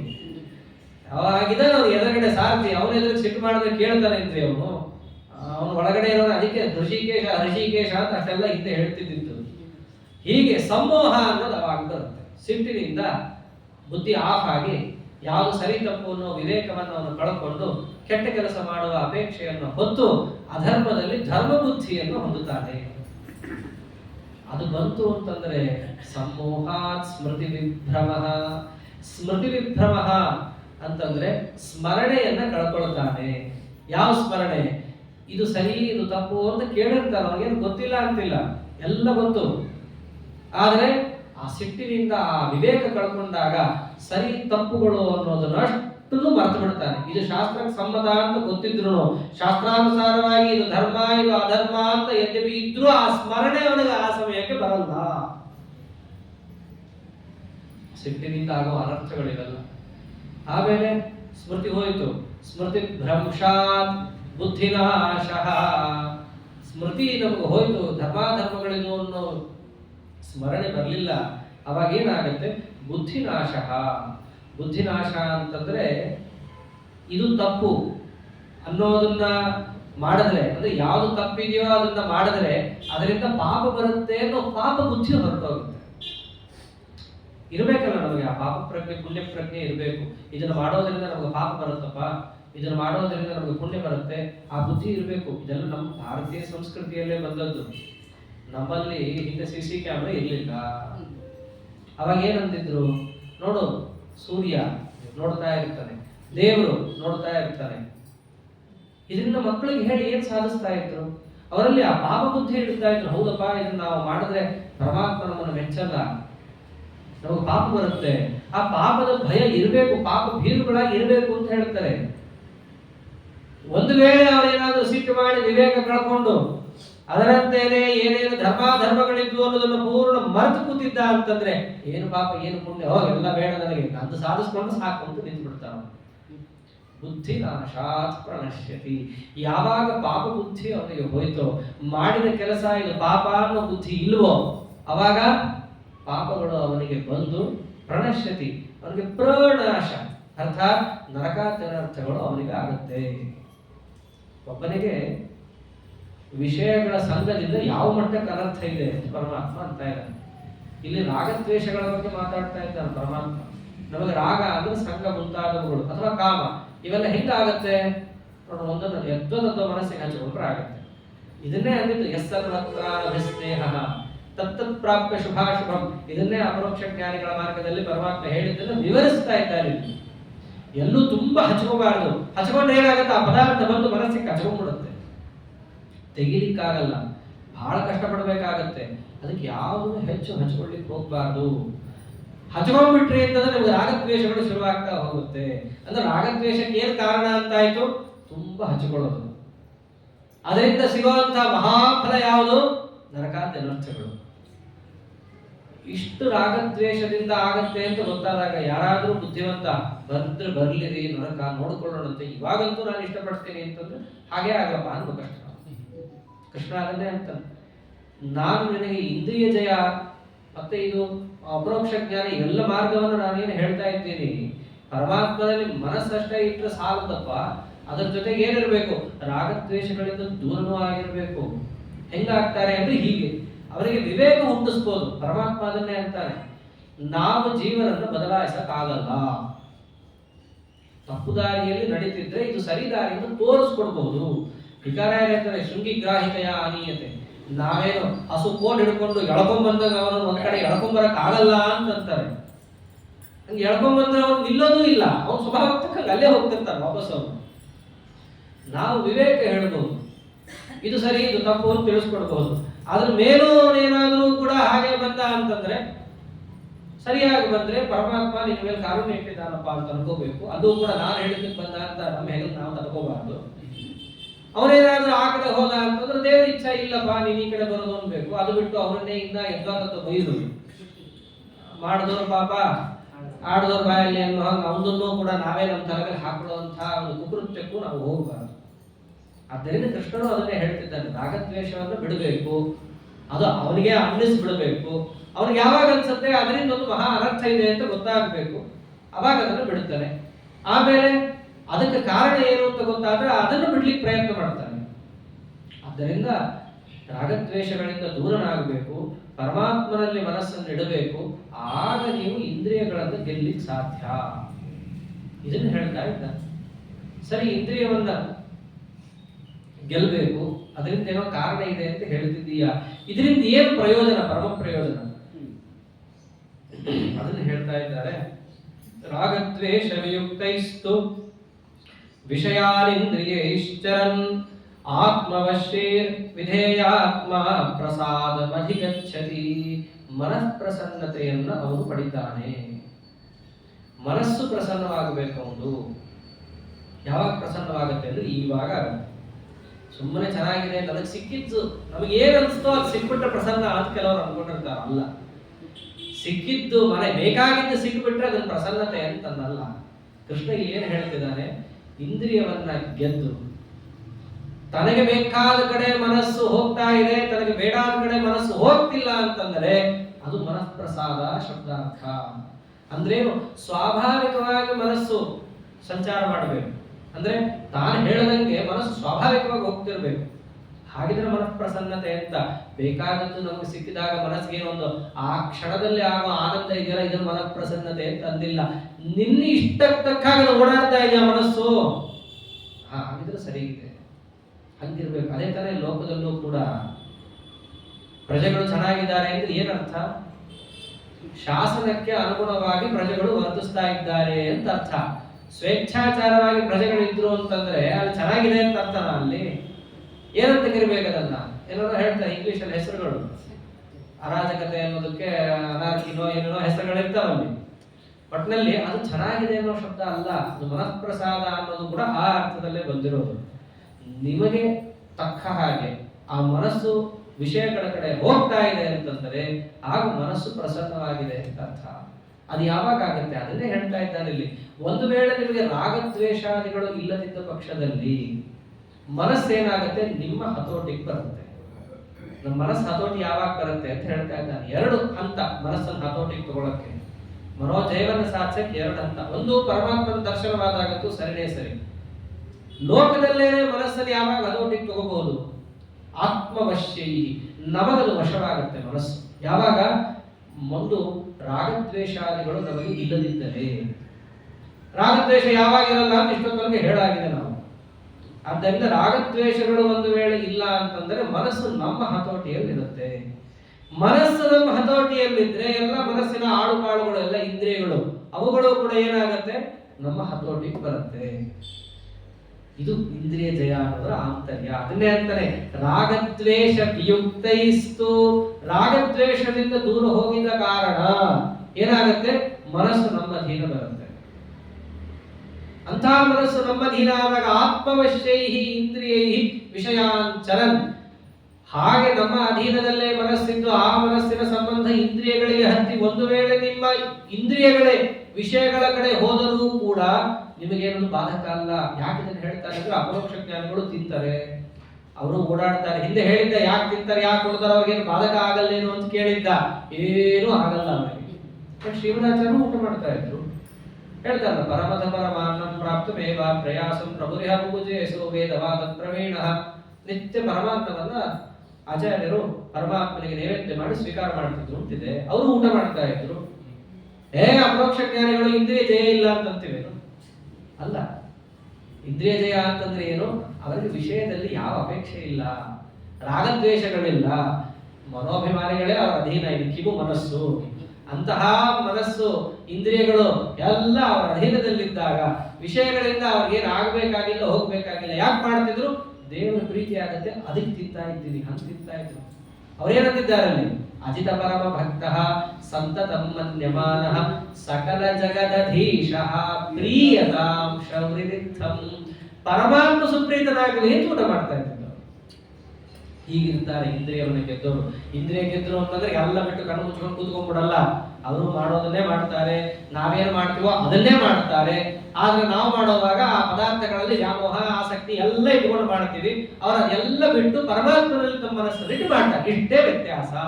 ಅದನ್ನೇ ವಿಷಯಾನ್ ಇಂದ್ರಿಯ ಇಷ್ಟರನ್, ಎಲ್ಲಾ ವಿಷಯಗಳಲ್ಲೂ ಕೂಡ ಅವರು ಕೂಡ ಇಟ್ಕೊಂಡಿರ್ತಾರೆ. ಕಣ್ಣು ಹಾಕ್ತಾರೆ, ಕಿವಿ ಹಾಕ್ತಾರೆ, ಮೂಗು ಹಾಕ್ತಾರೆ, ಎಲ್ಲ ಹಾಕ್ತಾರೆ.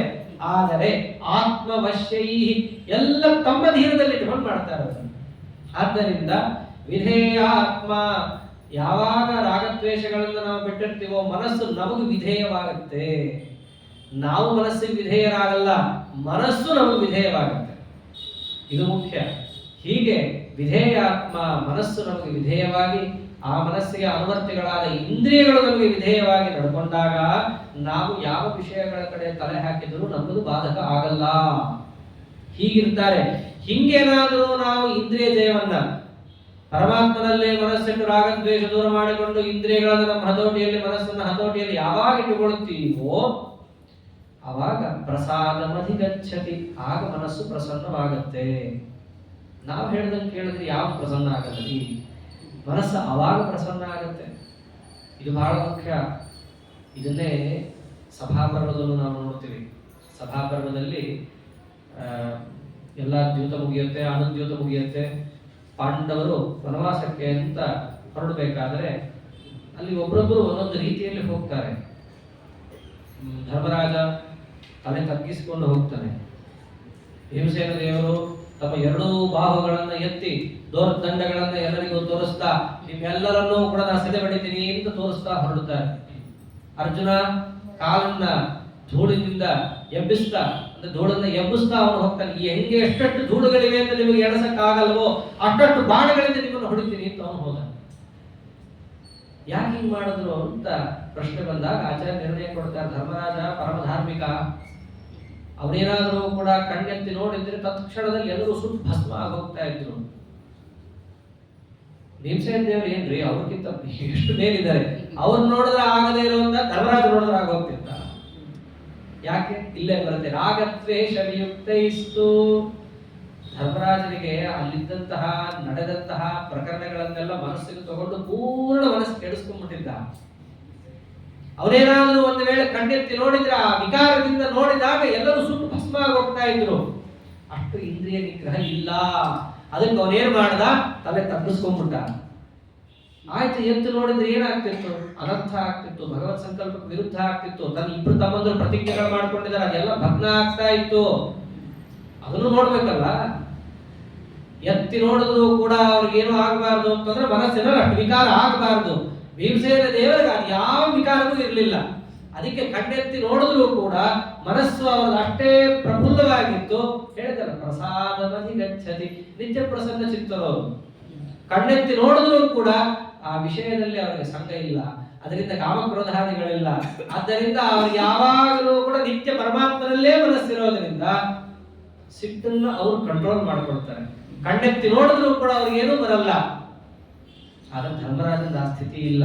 ಅದಕ್ಕೆ 2ನೇ ಅಧ್ಯಾಯವನ್ನು ನಾವು ನೋಡಿದಾಗ ಸಭಾಪರ್ವದಲ್ಲಿ ಯಾರು ಅತ್ಯಂತ ದೊಡ್ಡ ಅಪರೋಕ್ಷ ಜ್ಞಾನಿಗಳು, ಅಗ್ರ ಪೂಜೆ ಪರಮಾತ್ಮ ಕೊಟ್ಬಿಟ್ಟು ಮುಗಿಸ್ಬಿಟ್ರು. ನೆಕ್ಸ್ಟ್ ಯಾರು? ಇದೆಲ್ಲರಿಗೂ ಬರುತ್ತಲ್ಲ ಸಂದೇಹ. ಹರಿಸರ್ವೋತ್ತಮ ಆಗೋಯ್ತು, ಮುಂದೇನು? ಜೀವೋತ್ತಮ ಅಂತ ಗೊತ್ತಾಗ್ಬೇಕಲ್ಲ. ಹೆಂಗ್ ಗೊತ್ತಾಗೋದು? ಯಾರು ಅಪರೋಕ್ಷ ಜ್ಞಾನಿಗಳಲ್ಲಿ ಶ್ರೇಷ್ಠರೋ ಅವರು ಜೀವೋತ್ತಮರು. ರಮಾದೇವಿ ಅಂತೂ ಸರಿ ನಿತ್ಯ ಮುಕ್ತೋಳು, ಅವಳದ ಪ್ರಶ್ನೆಯೇ ಇಲ್ಲ. ಯಾರು ನಂತರದಲ್ಲಿ ಬರೋರು? ಇಲ್ಲೇ ಬರುತ್ತೆ. ಮುಖ್ಯ ಪ್ರಾಣ ದೇವರಿಗಿದ್ದಂತಹ ಅಪರೋಕ್ಷ ಜ್ಞಾನದ ಮಟ್ಟ ಎಷ್ಟಿದೆ? ಅವರಿಗೆ ಕಿಂಚಿತ್ತೂ ಹೃದಯದಲ್ಲಿ ವಿಕಾರ ಆಗಿಲ್ಲ. ವಿಕಾರ ಆದದ್ದೆಲ್ಲ ಬೇರೆಯವರಿಗೆ. ಇದನ್ನ ನಾವು ನೋಡಬಹುದು. ಆದ್ದರಿಂದ ಅದಕ್ಕೆ ಅಂತಾರೆ ಭಗವದ್ಗೀತೆ ಅಂತಂದ್ರೆ 18 ಪರ್ವಗಳ ಸಾರ. ಇಲ್ಲಿ ಏನೇನು ನಮಗೆ ತತ್ವಗಳನ್ನು ನಿರ್ಣಯ ಮಾಡಿ ಕೊಡ್ತಾರೋ ಅದೆಲ್ಲದಕ್ಕೂ ದೃಷ್ಟಾಂತ ದಾಷ್ಟಾಂತಿಕ ಭಾವದಲ್ಲಿ ನಮ್ಗೆಲ್ಲಾ ಕಥೆಗಳು ಬರುತ್ತೆ. ಹೀಗೆ ನಾವು ಮಹಾಭಾರತದ ಕಥೆಯನ್ನು ಕೇಳಿದ್ರೆ ಮೋಕ್ಷ ಸಾಧನ ಅಂತ ಆಗೋದು. ಆದ್ದರಿಂದ ಈ ಶ್ಲೋಕವನ್ನು ನೋಡಿದ್ರೆ ರಾಗದ್ವೇಷ ವಿಯುಕ್ತೈಸ್ತು ವಿಷಯಾನ್ ಇಂದ್ರಿಯ ಇಷ್ಟರನ್ ಆತ್ಮವಶ್ಯೈರ್ ವಿಧೇಯಾತ್ಮ ಪ್ರಸಾದಮಧಿಗಚ್ಚತಿ. ಆದ್ದರಿಂದ ಇಂದ್ರಿಯ ಜಯವನ್ನ, ಅದರಂತೆಯೇ ಪರಮಾತ್ಮನಲ್ಲಿ ಮನಸ್ಸನ್ನು ಇಟ್ಟಾಗ, ರಾಗದ್ವೇಷಗಳಿಂದ ಆತ ದೂರನಾದಾಗ ಮನಸ್ಸು ಪ್ರಸನ್ನವಾಗುತ್ತೆ. ಮನಃಪ್ರಸಾದವನ್ನು ಅವನು ಪಡಿತಾನೆ. ಹೀಗೆ ಪ್ರಸನ್ನವಾದ ಮನಸ್ಸನ್ನು ಹೊಂದಿದ ಮೇಲೆ ಅವನು ಅಪರೋಕ್ಷ ಅಪರೋಕ್ಷ ಜ್ಞಾನ ಹೊಂದಲಿಕ್ಕೆ ತಯಾರಾಗ್ತಾನೆ ಅಂತ ಮುಂದೆ ಯಾವ ರೀತಿಯಾಗಿ ಕೃಷ್ಣ ಪರಮಾತ್ಮ ಅರ್ಜುನಿಗೆ ತಿಳಿಸಿದ್ದಾನೆ. ಅವಶಿಷ್ಟವಾದ 2ನೇ ಅಧ್ಯಾಯದ ಅಂಶಗಳನ್ನು ನಾಳೆ ದಿವಸ ಯಥಾಶಕ್ತಿ ಪರಮಾತ್ಮನಲ್ಲಿ ಅರ್ಪಣ ಮಾಡುವಂತಹ ಮಂಗಳ ಮಹೋತ್ಸವವನ್ನು ಮಾಡೋಣ ಅಂತ ಹೇಳಿ ಅದೇ ಯಥಾಭಿಪ್ರಾಯ ಶ್ರೀಕೃಷ್ಣ ಅರ್ಪಣಮಸ್ತು. ಹರಯೇ ನಮಃ.